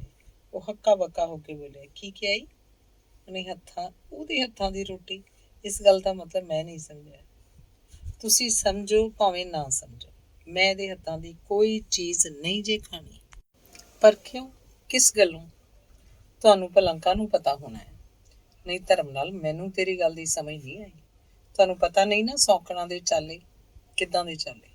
ਸਾਡੇ ਪਿੰਡ ਇੱਕ ਜਨਾਨੀ ਨੇ ਆਪਣੀ ਸੌਂਕਣ ਨੂੰ ਰੋਟੀ 'ਚ ਜ਼ਹਿਰ ਪਾ ਕੇ ਖਵਾਤੀ ਸੀ। ਮਾਂ ਕਹਿੰਦੀ ਸੀ ਇਹਨਾਂ ਦਾ ਕਦੀ ਵਸਾਹ ਨਹੀਂ ਕਰਨਾ ਚਾਹੀਦਾ। ਜੋਗਿੰਦਰ ਸਿੰਘ ਦਾ ਹੁਣ ਮੱਥਾ ਠਣਕਿਆ। ਉਹਦਾ ਦਿਲ ਇਸ ਵੇਲੇ ਤੱਕੜੀ ਦੇ ਦੋਹਾਂ ਛਾਬਿਆਂ 'ਚ ਦੋਹਾਂ ਵਹੁਟੀਆਂ ਨੂੰ ਤੋਲ ਰਿਹਾ ਸੀ। ਉਹ ਇਹ ਵੀ ਚੰਗੀ ਤਰ੍ਹਾਂ ਸਮਝ ਰਿਹਾ ਸੀ ਕਿ ਨਵੀਂ ਵਹੁਟੀ ਦੇ ਦਿਲ 'ਚ ਸ਼ਕੁੰਤਲਾ ਸੰਬੰਧੀ ਕੀ ਕੁਝ ਭਰਿਆ ਪਿਆ। ਇੱਕ ਠੰਡਾ ਸਾਹ ਭਰ ਕੇ ਉਹਨੇ ਪਿਆਰ ਨਾਲ ਵਹੁਟੀ ਨੂੰ ਕਿਹਾ, ਇਹ ਤੈਨੂੰ ਗਲਤਫਹਿਮੀ ਲੱਗੀ ਹੈ। ਸ਼ਕੁੰਤਲਾ ਉਹਨਾਂ ਤ੍ਰੀਮਤਾਂ ਵਿੱਚੋਂ ਨਹੀਂ, ਇਹ ਸਾਖਿਆਤ ਦੇਵੀ ਹੈ। ਜਦ ਤੂੰ ਇਸ ਨਾਲ ਵਰਤੇਂਗੀ ਤਾਂ ਤੈਨੂੰ ਪਤਾ ਲੱਗੇਗਾ। ਮੈਂ ਸਮਝਦਾ ਵਾਂ ਤੇਰੇ ਪੇਕਿਆਂ। ਗੱਲ ਮੁੱਕਣ ਤੋਂ ਪਹਿਲਾਂ ਹੀ ਦਲੀਪ ਕੌਰ ਭੁੜਕ ਕੇ ਮੰਜੇ ਤੋਂ 3 ਕਦਮਾਂ ਦੀ ਵਿੱਥ ਤੇ ਜਾ ਖਲੋਤੀ। ਆਪਣੀ ਸੌਕਣ ਦੀ ਵਡਿਆਈ ਉਹ ਕਿਸੇ ਹੋਰ ਦੇ ਮੂੰਹ ਸੁਣਦੀ ਤਾਂ ਵੀ ਸਹਾਰ ਨਾ ਸਕਦੀ, ਪਰ ਆਪਣੇ ਪਤੀ ਦੇ ਮੂੰਹੋਂ ਉਹਦੀ ਵਡਿਆਈ, ਜਿਸ ਪਤੀ ਤੇ ਉਹਦਾ ਪੂਰਾ ਅਧਿਕਾਰ ਹੈ। ਉਹ ਗੁੱਸੇ ਨਾਲ ਕੰਬਦੀ ਬੋਲੀ, ਮੈਨੂੰ ਨਾ ਇਹੋ ਜਿਹੀਆਂ ਗੱਲਾਂ ਦੱਸੋ, ਬਸ ਮੈਨੂੰ ਨਾ ਬੁਲਾਓ। ਜੋਗਿੰਦਰ ਸਿੰਘ ਨੇ ਵੇਖਿਆ ਕਿ ਇਹਨਾਂ ਤਿਲਾਂ 'ਚ ਤੇਲ ਨਹੀਂ ਤੇ ਇਸ ਵੇਲੇ ਕਿਸੇ ਸਿੱਖਿਆ ਦਾ ਵੀ ਇਹ ਤੇ ਕੋਈ ਅਸਰ ਨਹੀਂ ਹੋ ਸਕਦਾ। ਉਹ ਇਸ ਗੱਲ ਨੂੰ ਹੋਰ ਸਮੇਂ ਲਈ ਛੱਡ ਕੇ ਤੇ ਕੋਟ ਪਾ ਕੇ ਬਾਹਰ ਚਲਾ ਗਿਆ। ਹੌਲੀ ਹੌਲੀ ਜੋਗਿੰਦਰ ਸਿੰਘ ਨਵੀਂ ਵਹੁਟੀ ਦੇ ਪ੍ਰੇਮ ਰੰਗ 'ਚ ਸਿਰ ਤੋਂ ਪੈਰਾਂ ਤੱਕ ਰੰਗਿਆ ਗਿਆ। ਸ਼ੁਰੂ 'ਚ ਉਹਨੂੰ ਸ਼ਕੁੰਤਲਾ ਦਾ ਕੁਝ ਖਿਆਲ ਸੀ ਕਿ ਸ਼ਕੁੰਤਲਾ ਦੇ ਦਿਲ ਤੇ ਲਗਾਤਾਰ ਠੋਕਰਾਂ ਵੱਜ ਰਹੀਆਂ ਹਨ। ਇਹ ਖਿਆਲ ਕਰਕੇ ਉਹ ਕਦੇ ਕਦੇ ਉਦਾਸ ਹੋ ਜਾਂਦਾ ਹੁੰਦਾ ਸੀ, ਪਰ ਹੁਣ ਉਹਨੂੰ ਸ਼ਕੁੰਤਲਾ ਦੀ ਕਦੇ ਯਾਦ ਵੀ ਨਹੀਂ ਸੀ ਆਉਂਦੀ। ਉਹ ਦਿਨ ਰਾਤ ਉੱਪਰਲੀ ਬੈਠਕ 'ਚ ਵਹੁਟੀ ਰਾਣੀ ਦੇ ਪ੍ਰੇਮ ਬੰਧਨ 'ਚ ਹੀ ਜਕੜਿਆ ਰਹਿੰਦਾ। ਹਾਂ, ਉਹ ਇੱਕ ਗੱਲ 'ਚ ਸਫਲ ਮਨੋਰਥ ਜ਼ਰੂਰ ਹੋ ਗਿਆ ਸੀ। ਉਹਨੇ ਕਹਿ ਸੁਣ ਕੇ ਵਹੁਟੀ ਦੇ ਦਿਲ 'ਚੋਂ ਇਹ ਵਹਿਮ ਕੱਢ ਦਿੱਤਾ ਸੀ ਕਿ ਸੌਕਣ ਉਸਨੂੰ ਰੋਟੀ 'ਚ ਜ਼ਹਿਰ ਦੇ ਦੇਗੀ ਤੇ ਹੁਣ ਸ਼ਕੁੰਤਲਾ ਦੇ ਹੱਥਾਂ ਦਾ ਰਿੱਧਾ ਪੱਕਾ ਉਹ ਖਾ ਲੈਂਦੀ ਸੀ। ਪਰ ਇਹ ਮਨੋਰਥ ਵੀ ਕੋਈ ਸੁਖਾਲਾ ਨਹੀਂ ਸੀ ਪੂਰਾ ਹੋ ਗਿਆ। ਵਹੁਟੀ ਦੀ ਅੜੀ ਵੇਖ ਕੇ ਸ਼ਕੁੰਤਲਾ ਨੇ ਰਿੰਨਣ ਪਕਾਉਣ ਦਾ ਕੰਮ ਨੌਕਰ ਨੂੰ ਸੌਂਪ ਦਿੱਤਾ ਸੀ। ਅੱਜ ਤੱਕ ਉਹਨੇ ਆਪਣੇ ਹੱਥੀਂ ਰੋਟੀ ਪਕਾ ਕੇ ਪਤੀ ਨੂੰ ਖਵਾਈ ਸੀ, ਪਰ ਹੁਣ ਮਜਬੂਰ ਹੋ ਕੇ ਉਹਨੂੰ ਇਹ ਅਧਿਕਾਰ ਵੀ ਛੱਡਣਾ ਪਿਆ। ਇਹਦਾ ਉਹਨੂੰ ਹੱਦੋਂ ਵੱਧ ਦੁੱਖ ਸੀ। ਇੱਧਰ ਜੋਗਿੰਦਰ ਸਿੰਘ ਨੂੰ ਵੀ ਕੁਝ ਐਸੀ ਆਦਤ ਪਈ ਸੀ ਕਿ ਸ਼ਕੁੰਤਲਾ ਤੋਂ ਬਿਨਾਂ ਹੋਰ ਕਿਸੇ ਦੇ ਹੱਥ ਦੀ ਰੋਟੀ ਉਹਨੂੰ ਸਵਾਦ ਹੀ ਨਹੀਂ ਸੀ ਲੱਗਦੀ। ਉਸ ਲਈ ਇਹ ਵੀ ਪਹਿਲਾ ਮੌਕਾ ਸੀ ਜਦ ਸ਼ਕੁੰਤਲਾ ਤੋਂ ਬਿਨਾਂ ਉਹਨੂੰ ਕਿਸੇ ਹੋਰ ਦੇ ਹੱਥ ਦੀ ਰੋਟੀ ਖਾਣੀ ਪਈ। ਇਸ ਤੇ ਵਾਧਾ ਇਹ ਕਿ ਨੌਕਰ ਵੀ ਅਨਾੜੀ ਸੀ। ਫੁਲਕਾ ਥਾਲੀ 'ਚ ਸੁੱਟਦਾ ਤਾਂ ਉਹਦਾ ਘਿਓ ਵਾਕੇ ਸਾਰੀ ਥਾਲੀ ਲਿਬੜ ਜਾਂਦੀ। ਦੂਜੇ ਪਾਸੇ ਅੱਗ ਵੀ ਇੱਕਸਾਰ ਨਹੀਂ ਸੀ ਬਲਦੀ। ਜਾਂ ਫੁਲਕਾ ਲੂਸ ਜਾਂਦਾ ਤੇ ਜਾਂ ਸੁੱਕ ਜਾਂਦਾ। ਦਾਲ ਭਾਜੀ ਵਿੱਚ ਲੂਣ ਰੋਜ਼ ਵੱਖਰੀ ਭਾਂਤ ਹੁੰਦਾ। ਇੱਕ ਦਿਨ ਉਹਨੇ ਸਾਬਤ ਮਾਂਹ 'ਚ ਹਿੰਗ ਦਾ ਤੜਕਾ ਲਾਇਆ। ਉਸ ਵਿਚਾਰੀ ਨੂੰ ਕੀ ਪਤਾ ਸੀ ਕਿ ਹਿੰਗ ਕਿੰਨੀ ਕੁ ਪਾਈ ਦੀ। ਅੱਛੀ ਚੁਟਕੀ ਸਾਰੀ ਪਾਤੀ। ਇਹੋ ਕਾਰਨ ਸੀ ਕਿ ਚੌਥੇ ਕੁ ਦਿਨ ਹੀ ਵਹੁਟੀ ਰਾਣੀ ਨੇ ਸੌਕਣ ਦੇ ਹੱਥ ਦਾ ਖਾਣਾ ਮਨਜ਼ੂਰ ਕਰ ਲਿਆ, ਪਰ ਕੀਤਾ ਇਸ ਸ਼ਰਤ ਤੇ ਕਿ ਪਤੀ ਨਾਲ ਇੱਕੋ ਥਾਲੀ 'ਚ ਬੈਠ ਕੇ ਖਾਵਾਂਗੀ ਤੇ ਜਿਹੜਾ ਗਲਾਸ ਪਾਣੀ ਦਾ ਦੇਵੇਗੀ ਉਹ ਅੱਧਾ ਪਹਿਲਾਂ ਪਤੀ ਪੀ ਲਏਗਾ, ਮੈਂ ਪਿੱਛੋਂ ਪੀਊਂਗੀ। ਕੁਝ ਦਿਨਾਂ ਬਾਅਦ ਸ਼ਕੁੰਤਲਾ ਦੀ ਨਿਰਛਲ ਸੇਵਾ ਤੇ ਸਤਿਕਾਰ ਨੇ ਵਹੁਟੀ ਦੇ ਦਿਲ 'ਚੋਂ ਜ਼ਹਿਰ ਦੇਣ ਵਾਲਾ ਵਹਿਮ ਤਾਂ ਕੱਢ ਦਿੱਤਾ, ਪਰ ਉਂਝ ਉਸ ਨਾਲ ਬੋਲਣ ਚਾਲਣ ਤੋਂ ਸਦਾ ਕੰਨੀ ਕਤਰਾਉਂਦੀ ਰਹਿੰਦੀ ਸੀ। ਲੱਗਦੀ ਵਾਹ ਪਤੀ ਨੂੰ ਵੀ ਇਸ ਨਾਲ ਬੋਲਣੋਂ ਚਾਲਣੋਂ ਇਸ ਤਰ੍ਹਾਂ ਰੋਕਦੀ ਟੋਕਦੀ ਰਹਿੰਦੀ ਸੀ ਜਿੱਕਣ ਕੋਈ ਖੰਘ ਤਾਪ ਦੇ ਰੋਗੀ ਤੋਂ। ਸ਼ਕੁੰਤਲਾ ਇਹ ਸਭ ਕੁਝ ਵੇਖਦੀ ਰਹਿੰਦੀ, ਪਰ ਵੇਖ ਕੇ ਅੰਡਿਠ ਕਰ ਛੱਡਦੀ। ਉਹ ਮਨ ਮਾਰ ਕੇ ਦਿਨ ਰਾਤ ਕੰਮ 'ਚ ਲੱਗੀ ਰਹਿੰਦੀ ਸੀ। ਉਹਨੂੰ ਨਾ ਖਾਣ ਦੀ ਸੁੱਧ ਸੀ, ਨਾ ਹੰਡਾਉਣ ਦੀ ਵੇਲ। ਉਹ ਹਰ ਵੇਲੇ ਇੱਕੋ ਜਗਿਆਸੂ ਵਾਂਗ ਆਪਣੇ ਮਨ ਦੀਆਂ ਵਾਸ਼ਨਾਵਾਂ ਨੂੰ ਮਾਰਨ ਵਿੱਚ ਹੀ ਲੱਗੀ ਰਹਿੰਦੀ। ਅੱਗੇ ਤਾਂ ਉਸ ਤੋਂ ਲੁਕ ਲੁਕ ਕੇ, ਪਰ ਹੁਣ ਉਹਦੇ ਸਾਹਮਣੇ ਦੋਵੇਂ ਵਹੁਟੀ ਗੱਭਰੂ ਇੱਕ ਦੂਜੇ ਦੇ ਗਲ 'ਚ ਬਾਹਾਂ ਪਾ ਕੇ ਤਰ੍ਹਾਂ ਤਰ੍ਹਾਂ ਦੇ ਹਾਸ ਵਿਲਾਸ ਕਰਦੇ ਰਹਿੰਦੇ ਸੀ। ਸ਼ਕੁੰਤਲਾ ਹੁਣ ਪਤੀ ਦੇ ਕਮਰੇ 'ਚ ਕਦੇ ਘੱਟ ਵੱਧ ਹੀ ਜਾਂਦੀ ਸੀ। ਜੇ ਕਿਸੇ ਜ਼ਰੂਰੀ ਕੰਮ ਲਈ ਜਾਣਾ ਵੀ ਹੁੰਦਾ ਸੀ ਤਾਂ ਸੰਗਦੀ ਪੈਰਾਂ ਦਾ ਖੜਾਕ ਕਰਦੀ ਹੋਈ ਤੇ ਹੌਲੀ ਹੌਲੀ ਕੁਝ ਗੁਣਗੁਣਾਉਂਦੀ ਹੋਈ। ਸ਼ਕੁੰਤਲਾ ਭਾਵੇਂ ਬੜੀ ਦਲੇਰ ਤੀਵੀਂ ਸੀ, ਪਰ ਆਪਣੇ ਮਨ ਰੂਪੀ ਘੋੜੇ ਨੂੰ ਚੰਗੀ ਤਰ੍ਹਾਂ ਕਾਬੂ ਪਾਉਂਦੀ ਸੀ। ਉਹਦੇ ਦਿਲ 'ਚ ਹਰ ਵੇਲੇ ਇੱਕ ਧੂੰਆਂ ਜਿਹਾ ਧੁਖਦਾ ਰਹਿੰਦਾ ਸੀ। ਇਹ ਗੁੱਝੀ ਪੀੜ ਮੈਨੂੰ ਕਿਉਂ ਹੁੰਦੀ ਰਹਿੰਦੀ ਹੈ? ਇਹ ਕਿੱਕਣ ਹਟੇਗੀ? ਇਸ ਗੱਲ ਨੂੰ ਰੋਜ਼ ਕਿੰਨਾ ਕਿੰਨਾ ਚਿਰ ਸੋਚਦੀ ਰਹਿੰਦੀ, ਪਰ ਜਿਉਂ ਜਿਉਂ ਸੋਚਦੀ ਤਿਉਂ ਤਿਉਂ ਉਹਦੇ ਦਿਲ ਦੀ ਸੜਨ ਸਗੋਂ ਵੱਧਦੀ ਜਾਂਦੀ। ਜੋਗਿੰਦਰ ਸਿੰਘ ਵੱਡੇ ਵੇਲੇ ਜਦ ਉੱਠਦਾ ਤਾਂ ਸ਼ੌਚ ਇਸ਼ਨਾਨ ਤੋਂ ਵਿਹਲਾ ਹੋ ਕੇ ਵਹੁਟੀ ਦੀ ਸਰਹੰਦੀ ਕਿੰਨਾ ਚਿਰ ਬੈਠ ਕੇ ਤਰ੍ਹਾਂ ਤਰ੍ਹਾਂ ਦੀਆਂ ਮਨੋਹਰ ਆਵਾਜ਼ਾਂ ਦੇ ਕੇ ਉਹਨੂੰ ਜਗਾਉਣ ਦੇ ਯਤਨ ਕਰਦਾ। ਜਦੋਂ ਉਹਦਾ ਯਤਨ ਕਾਰਗਰ ਨਾ ਹੁੰਦਾ ਤਾਂ ਚੂੰਡੀਆਂ ਤੇ ਕਦੇ ਉਹਦੇ ਮੂੰਹ ਤੋਂ ਪੱਲਾ ਲਾ ਕੇ ਉਹਦੇ ਮੱਥੇ ਤੇ ਖਿਲਰੇ ਵਾਲਾਂ ਨੂੰ ਸਵਾਰਨ ਲੱਗ ਪੈਂਦਾ। ਵਿੱਚ ਵਿੱਚ ਵਹੁਟੀ ਕੰਗੜਾਈ ਲੈਂਦੀ ਤੇ ਬੈਠੇ ਹੋਏ ਗਲੇ 'ਚੋਂ ਇੱਕ ਦੋ ਅੱਧ ਟੁੱਟੀਆਂ ਘੁਰਕੀਆਂ ਦੇ ਕੇ ਹੱਥ ਦੇ ਝਟਕੇ ਨਾਲ ਪਤੀ ਨੂੰ ਪਰਾਂ ਹਟਾ ਕੇ ਫਿਰ ਪਾਸਾ ਪਰਤ ਕੇ ਸੌਂ ਜਾਂਦੀ। ਜੋਗਿੰਦਰ ਸਿੰਘ ਨੂੰ ਇਸ ਵਿੱਚੋਂ ਅਕਹਿ ਆਨੰਦ ਆਉਂਦਾ। ਅਖੀਰ ਘੰਟੇ ਦੀ ਮਿਹਨਤ ਮਗਰੋਂ ਉਹ ਉੱਠ ਬੈਠਦੀ, ਪਰ ਉਸੇ ਤਰ੍ਹਾਂ ਜਿਕਣ ਹਾਰਿਆ ਹੋਇਆ ਜੁਆਰੀਆ ਆਪਣੇ ਲਹਿਣੇਦਾਰ ਦੀ ਆਵਾਜ਼ ਸੁਣ ਕੇ। ਸ਼ਕੁੰਤਲਾ ਹੁਣ ਸਹਿੰਦੜ ਹੋ ਗਈ ਸੀ। ਪਹਿਲਾਂ ਪਹਿਲ ਇਹ ਅਨੋਖੇ ਚਾਲੇ ਵੇਖ ਕੇ ਉਹ ਦਿਲ 'ਚ ਕੁਝ ਖਿੱਚਦੀ ਸੀ, ਪਰ ਹੁਣ ਉਹ ਇਸ ਪਾਸੇ ਧਿਆਨ ਹੀ ਨਹੀਂ ਸੀ ਦਿੰਦੀ ਵੀ ਕੀਕਣ। ਉਹਨੂੰ ਤਾਂ ਕੰਮ ਧੰਦੇ ਵੱਲੋਂ ਇੱਕ ਮਿੰਟ ਦੀ ਵੇਲ ਨਹੀਂ ਸੀ। ਇਹਨਾਂ ਦਿਨਾਂ 'ਚ ਹੀ ਉਹਨਾਂ ਦਾ ਨੌਕਰ ਬਿਮਾਰ ਹੋ ਕੇ ਘਰ ਚਲਾ ਗਿਆ। ਹੁਣ ਤਾਂ ਸ਼ਕੁੰਤਲਾ ਦੇ ਸਿਰ ਤੇ ਹੋਰ ਵੀ ਭਾਰ ਪੈ ਗਿਆ। ਪਾਣੀ ਗਰਮ ਕਰਨਾ, ਭਾਂਡੇ ਮਾਂਜਣੇ, ਘਰ ਸੰਭਰਨਾ, ਬਹੁਤ ਸਾਰੇ ਕੰਮ ਜਿਹੜੇ ਅੱਗੇ ਨੌਕਰ ਕਰਦਾ ਹੁੰਦਾ ਸੀ ਉਹ ਵੀ ਸ਼ਕੁੰਤਲਾ ਨੂੰ ਹੀ ਕਰਨੇ ਪੈਂਦੇ ਸਨ। ਪਰ ਉਹਨੂੰ ਜਿੰਨਾ ਵਧੇਕ ਕੰਮ ਕਰਨਾ ਪੈਂਦਾ ਸੀ ਓਨੀ ਖੁਸ਼ ਹੁੰਦੀ ਸੀ। ਇਸ ਤਰ੍ਹਾਂ ਉਹਦੇ ਦਿਲ ਦੀ ਸੜਨ ਕੁਝ ਘੱਟ ਜਾਪਦੀ ਸੀ, ਪਰ ਫਿਰ ਵੀ ਕਦੀ ਕਦੀ ਇਹ ਇੱਕਦਮ ਅਖੀਰ ਹੋ ਉੱਠਦੀ ਸੀ। ਪਿਛਲੀਆਂ ਗੱਲਾਂ ਦਾ ਚੇਤਾ ਆ ਕੇ ਮੱਲੋ ਮੱਲੀ ਉਹਨੂੰ ਬੇਹਾਲ ਕਰ ਦਿੰਦਾ ਸੀ। ਉਹ ਸੋਚਦੀ, ਇੱਕ ਦਿਨ ਉਹ ਸੀ ਜਦ ਮੇਰੇ ਪਤੀ ਉੱਤੋਂ ਮੇਰਾ ਕਬਜ਼ਾ ਸੀ। ਮੈਨੂੰ ਵੇਖ ਕੇ ਉਹ ਕੱਪੜਿਆਂ 'ਚ ਨਹੀਂ ਸਨ ਸਮਾਉਂਦੇ। ਮੈਨੂੰ ਕੰਮ ਕਰਦੀ ਨੂੰ ਵੇਖ ਕੇ ਜ਼ਰਾ ਕੁ ਚਿਰ ਹੋ ਜਾਂਦਾ ਸੀ ਤਾਂ ਵਿਆਕੁਲ ਹੋ ਉੱਠਦੀ ਸੀ। ਪਰ ਹੁਣ ਇੱਕ ਦੋ ਅੱਖਰਾਂ ਦਾ ਸ਼ਬਦ ਵੀ ਉਹਦੇ ਮੂੰਹ ਸੁਣਨ ਲਈ ਮਹੀਨਿਆਂ ਬੱਧੀ ਤਰਸਦੀ ਰਹਿੰਦੀ ਹਾਂ ਕਿ ਮੈਂ ਇਹਨਾਂ ਦਾ ਦੂਜਾ ਵਿਆਹ ਇਸ ਲਈ ਕਰਾਇਆ ਸੀ ਕਿ ਇਹ ਸਦਾ ਲਈ ਮੈਥੋਂ ਚਲੇ ਜਾਣ। ਜੋਗਿੰਦਰ ਸਿੰਘ ਜਦ ਦਫ਼ਤਰੋਂ ਆਉਂਦਾ ਸੀ ਤਾਂ ਉਹਨੂੰ ਉੱਪਰ ਜਾਣ ਦੀ ਬੜੀ ਕਾਹਲੀ ਹੁੰਦੀ ਸੀ। ਉਹ ਸ਼ਕੁੰਤਲਾ ਨੂੰ ਮੈਲੇ ਚੀਥੜੇ ਪਾਈ ਕਦੇ ਵਿਹੜੇ 'ਚ ਬੌਕਰ ਦਿੰਦੀ, ਕਦੇ ਭਾਜੀ ਚੀਰਦੀ, ਕਦੇ ਭਾਂਡੇ ਮਾਂਜਦੀ ਵੇਖਦਾ ਸੀ। ਉਹਦੇ ਦਿਲ 'ਚ ਉਸ ਪ੍ਰਤੀ ਕੋਈ ਹਮਦਰਦੀ ਜ਼ਰੂਰ ਸੀ ਤੇ ਉਹਦੀ ਅਵਸਥਾ ਦਾ ਅਨੁਮਾਨ ਕਰਕੇ ਕਦੇ ਕਦੇ ਉਹ ਅਧੀਰ ਹੀ ਉੱਠਦਾ ਸੀ। ਪਰ ਨਾਲ ਹੀ ਉਹ ਆਪਣੇ ਆਪ 'ਚ ਇੰਨਾ ਸ਼ਰਮਿੰਦਾ ਸੀ, ਇੰਨਾ ਗੁਨਾਹਗਾਰ ਸੀ ਕਿ ਉਹਦੇ ਸਾਹਮਣੇ ਠਹਿਰਨ ਜਾਂ ਅੱਖ ਉੱਚੀ ਕਰਨ ਦਾ ਉਹਨੂੰ ਹਿਆ ਹੀ ਨਹੀਂ ਸੀ ਪੈਂਦਾ। ਜਦ ਕਿਸੇ ਦੁਕਾਨਦਾਰ ਨੂੰ ਆਪਣੀ ਦੁਕਾਨ ਵਿੱਚੋਂ ਹੱਦੋਂ ਵੱਧ ਘਾਟਾ ਪੈਣਾ ਸ਼ੁਰੂ ਹੋ ਜਾਏ ਤੇ ਲਹਿਣੇਦਾਰਾਂ ਦੀ ਲਾਮ ਡੋਰੀ ਉਹਦੇ ਪਿੱਛੇ ਲੱਗ ਜਾਏ ਤਾਂ ਉਹ ਲਹਿਣੇਦਾਰਾਂ ਦੀਆਂ ਨਜ਼ਰਾਂ ਤੋਂ ਬਚਣ ਲਈ ਲਾਂਭੇ ਚਾਂਭੇ ਫਿਰਦਾ ਹੋਇਆ ਵਕਤ ਨੂੰ ਧੱਕਾ ਦੇਣਾ ਸ਼ੁਰੂ ਕਰ ਦਿੰਦਾ ਹੈ। ਜੋਗਿੰਦਰ ਸਿੰਘ ਦਾ ਵੀ ਇਹੋ ਹਾਲ ਸੀ। ਉਹ ਚੰਗੀ ਤਰ੍ਹਾਂ ਜਾਣਦਾ ਸੀ ਕਿ ਉਹ ਸ਼ਕੁੰਤਲਾ ਦਾ ਦੋਸ਼ੀ ਹੈ, ਉਹਦੇ ਸੁੱਖਾਂ ਨੂੰ ਨਸ਼ਟ ਕਰਨ ਵਾਲਾ, ਪਰ ਇਹ ਮਰਜ਼ ਉਹਨੂੰ ਅਜਿਹੇ ਬੇਇਲਾਜ ਮਾਲੂਮ ਹੁੰਦੀ ਸੀ ਜਿਹਦਾ ਸੰਸਾਰ 'ਚ ਕੋਈ ਦਾਰੂ ਨਹੀਂ ਸੀ। ਇੱਕ ਦਿਨ ਦੀ ਗੱਲ ਹੈ, ਸ਼ਕੁੰਤਲਾ ਦੋਹਾਂ ਲਈ ਚਾਹ ਲੈ ਕੇ ਉੱਪਰ ਗਈ, ਪਰ ਉਹਨੇ ਡਿੱਠਾ ਕਿ ਬੂਹਾ ਅੰਦਰੋਂ ਬੰਦ ਹੈ। ਉਹ ਪਿਛਾਂਹ ਮੁੜ ਚੱਲੀ ਸੀ ਜੋ ਅਚਾਨਕ ਉਹਦੀ ਨਜ਼ਰ ਪਤੀ ਦੇ ਬੂਟਾਂ 'ਤੇ ਪਈ। ਕੱਲ ਪਰਸੋਂ ਦਾ ਮੀਂਹ ਪੈ ਰਿਹਾ ਸੀ ਜਿਸ ਕਰਕੇ ਬੂਟਾਂ ਉੱਤੇ ਚਿੱਕੜ ਦੇ ਛਿੱਟੇ ਪਏ ਹੋਏ ਸਨ। ਉਹਨੇ ਜ਼ਰਾ ਖਿਆਲ ਨਾਲ ਡਿੱਠਾ ਤਾਂ ਬੂਟਾਂ ਦੀਆਂ ਨੋਕਾਂ ਪੁਰ ਤੇ ਕੋਈ ਹੈਰਾਨ ਬੂਟਾਂ ਦੀਆਂ ਨੋਕਾਂ ਪਰ ਤੇ ਕਈ ਹੋਰਨੀ ਥਾਈਂ ਟੱਕ ਜੇ ਲੱਗੇ ਹੋਏ ਸਨ। ਉਹ ਸਮਝ ਗਈ ਕਿ ਕਿਸੇ ਮੁੰਡੇ ਪਾਸੋਂ ਇਹਨਾਂ ਪਾਲਿਸ਼ ਕਰਾਏ ਹੋਣੇ ਨੇ। ਕੀਕਣ ਖੁਰਚਣ ਲੱਗਿਆ ਅਣਜਾਣ ਮੁੰਡੇ ਨੇ ਚਮੜੇ ਨੂੰ ਵੱਡੇ ਪਾ ਦਿੱਤੇ ਨੇ। ਦਲੀਪ ਕੌਰ ਦੇ ਆਉਣ ਤੋਂ ਪਹਿਲਾਂ ਸ਼ਕੁੰਤਲਾ ਆਪ ਹੀ ਰੋਜ਼ ਪਤੀ ਦੇ ਬੂਟ ਪਾਲਿਸ਼ ਕਰਦੀ ਤੇ ਫਿਰ ਚਿਰਾਂ ਤੋੜੀ ਬੁਰਸ਼ ਮਾਰ ਕੇ ਉਹਨੂੰ ਖੁਦ ਚਮਕਾਉਂਦੀ ਹੁੰਦੀ ਸੀ। ਪਰ ਹੁਣ ਉਹਦਾ ਹੋਰ ਅਧਿਕਾਰ ਦੇ ਨਾਲ ਹੀ ਇਹ ਅਧਿਕਾਰ ਵੀ ਖੁੱਸ ਚੁੱਕਾ ਸੀ। ਗੱਲ ਭਾਵੇਂ ਛੋਟੀ ਜਿਹੀ ਸੀ, ਪਰ ਸ਼ਕੁੰਤਲਾ ਦੇ ਦਿਲ 'ਚ ਬਰਛੀ ਜਿਹੀ ਖੁੱਭ ਗਈ। ਉਹਨੇ ਉੱਪਰ ਜਾਲੇ 'ਚ ਵੇਖਿਆ, ਬੁਰਸ਼ ਤੇ ਪਾਲਿਸ਼ ਦੀ ਡੱਬੀ ਇਸੇ ਵਿੱਚ ਰੱਖਦੀ ਹੁੰਦੀ ਸੀ। ਦੋਵੇਂ ਚੀਜ਼ਾਂ ਉੱਥੇ ਪਈਆਂ ਸਨ ਤੇ ਉਹਨਾਂ ਉੱਤੇ ਧੂੜ ਜੰਮੀ ਹੋਈ ਸੀ। ਸ਼ਕੁੰਤਲਾ ਨੂੰ ਪਤਾ ਨਹੀਂ ਕੀ ਸੁੱਝੀ, ਉਹ ਦੱਬੇ ਪੈਰੀ ਜਾ ਕੇ ਚਾਹ ਦਾ ਸਮਾਨ ਰਸੋਈ ਘਰ 'ਚ ਰੱਖ ਆਈ। ਉੱਪਰ ਜਾ ਕੇ ਦਹਲੀਜ਼ ਪਾਸ ਬੈਠ ਕੇ ਬੂਟਾਂ ਨੂੰ ਪਾਲਿਸ਼ ਕਰਨ ਲੱਗੀ। ਗਲਾਸ 'ਚੋਂ ਲੀਰ ਭਿਉਂ ਕੇ ਬੂਟਾਂ ਦਾ ਚਿੱਕੜ ਸਾਫ਼ ਕਰ ਰਹੀ ਸੀ ਕਿ ਇਸੇ ਵੇਲੇ ਉਹਨੂੰ ਅੰਦਰੋਂ ਗੱਲਾਂ ਦੀ ਆਵਾਜ਼ ਆਈ। ਉਹਦੇ ਹੱਥ ਕੰਮ ਵੱਲ ਤੇ ਕੰਨ ਗੱਲਾਂ ਵੱਲ ਸਨ। ਉਹ ਸਰਕ ਕੇ ਜ਼ਰਾ ਬੂਹੇ ਨਾਲ ਹੋ ਬੈਠੇ। ਜੋਗਿੰਦਰ ਸਿੰਘ ਕਹਿ ਰਿਹਾ ਸੀ, ਪਰ ਉਹ ਤੇਰਾ ਕੁਝ ਲੈਂਦੀ ਪਈ ਹੈ, ਸਗੋਂ ਤੈਨੂੰ 7 ਕੰਮ ਸਵਾਰ ਕੇ ਦਿੰਦੀ, ਮੁਫਤ ਦੀ ਨੌਕਰਾਣੀ ਮਿਲੀ ਹੋਈ ਹੈ।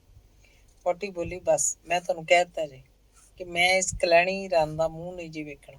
ਭੈੜੀ ਪ੍ਰਿਸ਼ਟੀ ਹੋਈ ਦੀ ਸ਼ਕਲ ਤੇ ਵੇਖੋ, ਜਿਵੇਂ ਹੁਣੇ ਕਬਰਾਂ 'ਚੋਂ ਨਿਕਲ ਕੇ ਆਈ ਹੁੰਦੀ ਹੈ। ਜਿੱਦਣ ਵੱਡੇ ਵੇਲੇ ਮੇਰੇ ਮੱਥੇ ਲੱਗ ਜਾਏ, ਰੋਟੀ ਵੀ ਨਸੀਬ ਨਹੀਂ ਹੁੰਦੀ। ਇਸ ਘਰ 'ਚ ਉਹਨੂੰ ਰੱਖੋ ਜਾਂ ਮੈਨੂੰ ਰੱਖੋ। ਤੇ ਉਹ ਡੁੱਸ ਕੇ ਰੋਣ ਲੱਗ ਪਈ। ਜੋਗਿੰਦਰ ਸਿੰਘ ਨੇ ਉਹਨੂੰ ਪਿਆਰ ਨਾਲ ਪਲੋਸਦਿਆਂ ਕਿਹਾ, ਅੱਛਾ ਜਿੱਕਣ ਚਾਹੇਂਗੀ ਉਸੇ ਤਰ੍ਹਾਂ ਕਰਾਂਗਾ।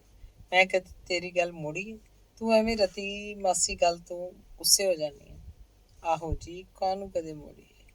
ਹੁਣ ਵਰਾ ਹੋਣ ਲੱਗਾ, ਕਹਿ ਕੇ ਥੱਕ ਗਈਆਂ।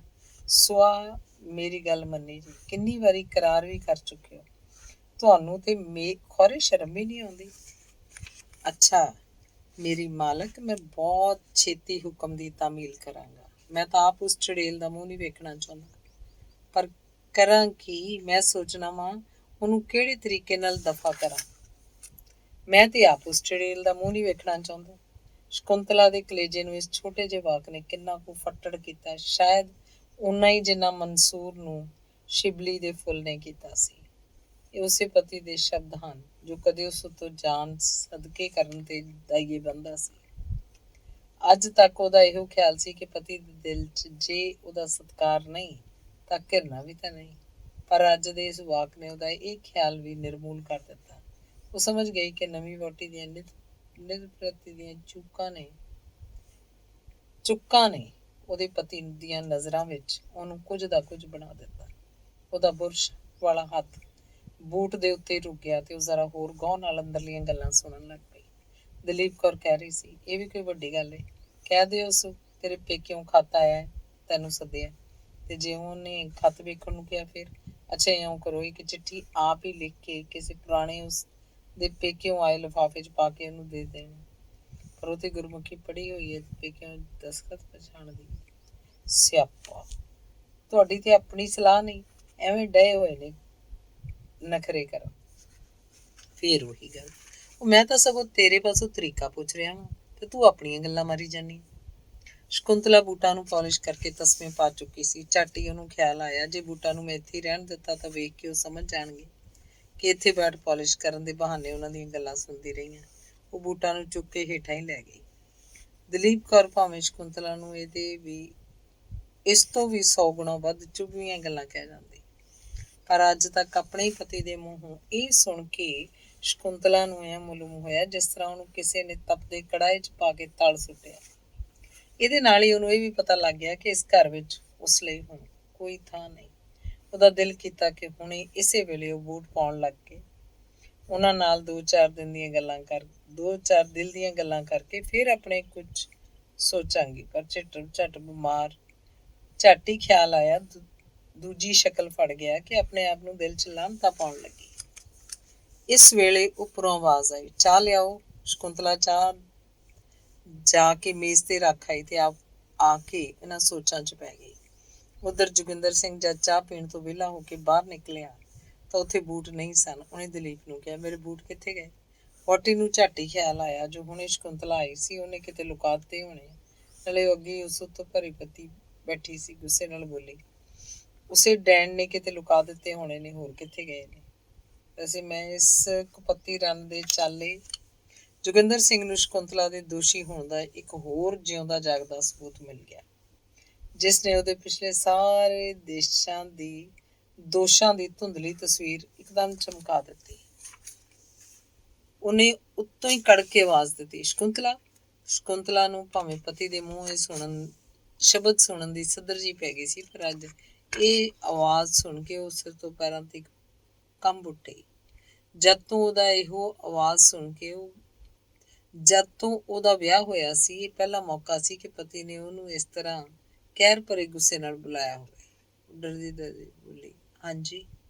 ਜੋਗਿੰਦਰ ਸਿੰਘ ਨੇ ਫਿਰ ਬੱਦਲ ਵਾਂਗ ਗੱਜ ਕੇ ਕਿਹਾ, ਮੇਰੇ ਬੂਟ ਕਿੱਥੇ ਨੇ? ਜੀ ਲਿਆਈ ਜੀ, ਕਹਿ ਕੇ ਤੇ ਬੂਟਾਂ ਨੂੰ ਚੁੱਕ ਕੇ ਉਹ ਛੇਤੀ ਉੱਪਰ ਚਲੀ ਗਈ। ਪਰ ਇਹਦੇ ਪੌੜੀਆਂ ਚੜ੍ਹਨ ਤੋਂ ਉੱਪਰ ਪਹੁੰਚਣ ਦੀ ਢਿੱਲ ਵਿੱਚ ਦੋਹਾਂ ਵਹੁਟੀ ਗੱਭਰੂ ਨੇ ਦਿਲ ਖੋਲ ਕੇ ਜ਼ਬਾਨ ਦੀ ਉੱਲੀ ਲਾ ਲਈ। ਪਹਿਲਾਂ ਜੋਗਿੰਦਰ ਸਿੰਘ ਬੋਲਿਆ, ਇਹੋ ਜਿਹਾ ਅਹਿਮਕਪੁਣਾ ਮੁੜ ਕੇ ਕੀਤਾ ਤਾਂ ਮਾਰ ਕੇ ਚੰਮ ਉਧੇੜ ਸੁੱਟਾਂਗਾ। ਇਹਦੇ ਨਾਲ ਹੀ ਦਲੀਪ ਕੌਰ ਕਹੀ ਜਾਂਦੀ, ਸਾਨੂੰ ਇਕੱਠੇ ਬੈਠਿਆਂ ਵੇਖ ਕੇ ਤੁਹਾਨੂੰ ਦਮੂਹੀ ਖੁਸ਼ੀ ਵੇਖ ਕੇ ਇਹਨੂੰ ਦਮੂਹੀ ਸੱਪਣੀ ਡੰਗ ਜਾਂਦੀ ਹੈ। ਜੇ ਮੁੜ ਕੇ ਏਦਾਂ ਕੀਤਾ ਤਾਂ ਚੁੰਡਾ ਪੁੱਟ ਕੇ ਹੱਥ 'ਚ ਦੇ ਦਿਆਂਗੇ, ਕਮਜਾਤ ਕਿਸੇ ਥਾਂ ਦੀ ਨਾ ਹੋਵੇ। ਉਹਨਾਂ ਅਜੇ ਹੋਰ ਪਤਾ ਨਹੀਂ ਕੀ ਕਹਿਣਾ ਸੀ, ਪਰ ਇੰਨੇ ਨੂੰ ਸ਼ਕੁੰਤਲਾ ਬੂਟਾਂ ਦਾ ਜੋੜਾ ਲੈ ਕੇ ਆ ਪਹੁੰਚੇ। ਪਤੀ ਦੇ ਪੈਰਾਂ ਕੋਲ ਰੱਖ ਕੇ ਇੱਕ ਪਾਸੇ ਹੋ ਗਈ। ਸਕੂਲ ਦਾ ਮਾਸਟਰ ਜਦ ਕਿਸੇ ਮੁੰਡੇ ਨੂੰ ਸਵਾਲ ਕੱਢਦਿਆਂ ਤੋਂ ਪਛੜਿਆ ਵੇਖਦਾ ਤਾਂ ਉਸ ਦੰਦੀਆਂ ਪੀਣ ਲੱਗ ਜਾਣਾ, ਪਰ ਜਦ ਉਹ ਵੇਖਦਾ ਕਿ ਹੋਰ ਸਾਰੇ ਮੁੰਡਿਆਂ ਦੇ ਸਵਾਲ ਗਲਤ ਹਨ ਤੇ ਕੇਵਲ ਉਸੇ ਦੇਰ ਨਾਲ ਕੱਢਣ ਵਾਲੇ ਦੇ ਹੀ ਠੀਕ ਹਨ ਤੇ ਉਹ ਆਪਣੇ ਕੀਤੇ ਤੇ ਸ਼ਰਮਸਾਰ ਹੋ ਗਿਆ।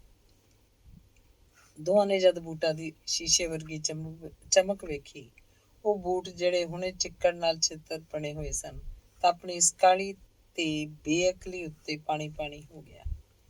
ਜੁਲਾਹੇ ਦੇ ਨਾਲ ਜਿਉਂ ਤਾਣੀ ਦੀ ਛਾਤੀ ਵਿੰਹਦੀ ਹੈ, ਤਿਉਂ ਤਾਣੀ ਦਾ ਦਿਲ ਸਖਤ ਹੁੰਦਾ ਜਾਂਦਾ ਹੈ। ਸ਼ਕੁੰਤਲਾ ਕਿਸੇ ਦੀ ਗੱਲ ਦਾ ਕੋਈ ਉੱਤਰ ਨਾ ਦਿੱਤਾ। ਉਹ ਸਭ ਕੁਝ ਕਹਿਣਾ ਚਾਹੁੰਦੀ ਸੀ, ਕਹਿ ਵੀ ਸਕਦੀ ਸੀ, ਪਰ ਇੱਥੇ ਇੱਕੋ ਖਿਆਲ ਸੀ ਕਿ ਜਿਹਨੇ ਸਦਾ ਲਈ ਉਹਨੂੰ ਜ਼ਬਾਨ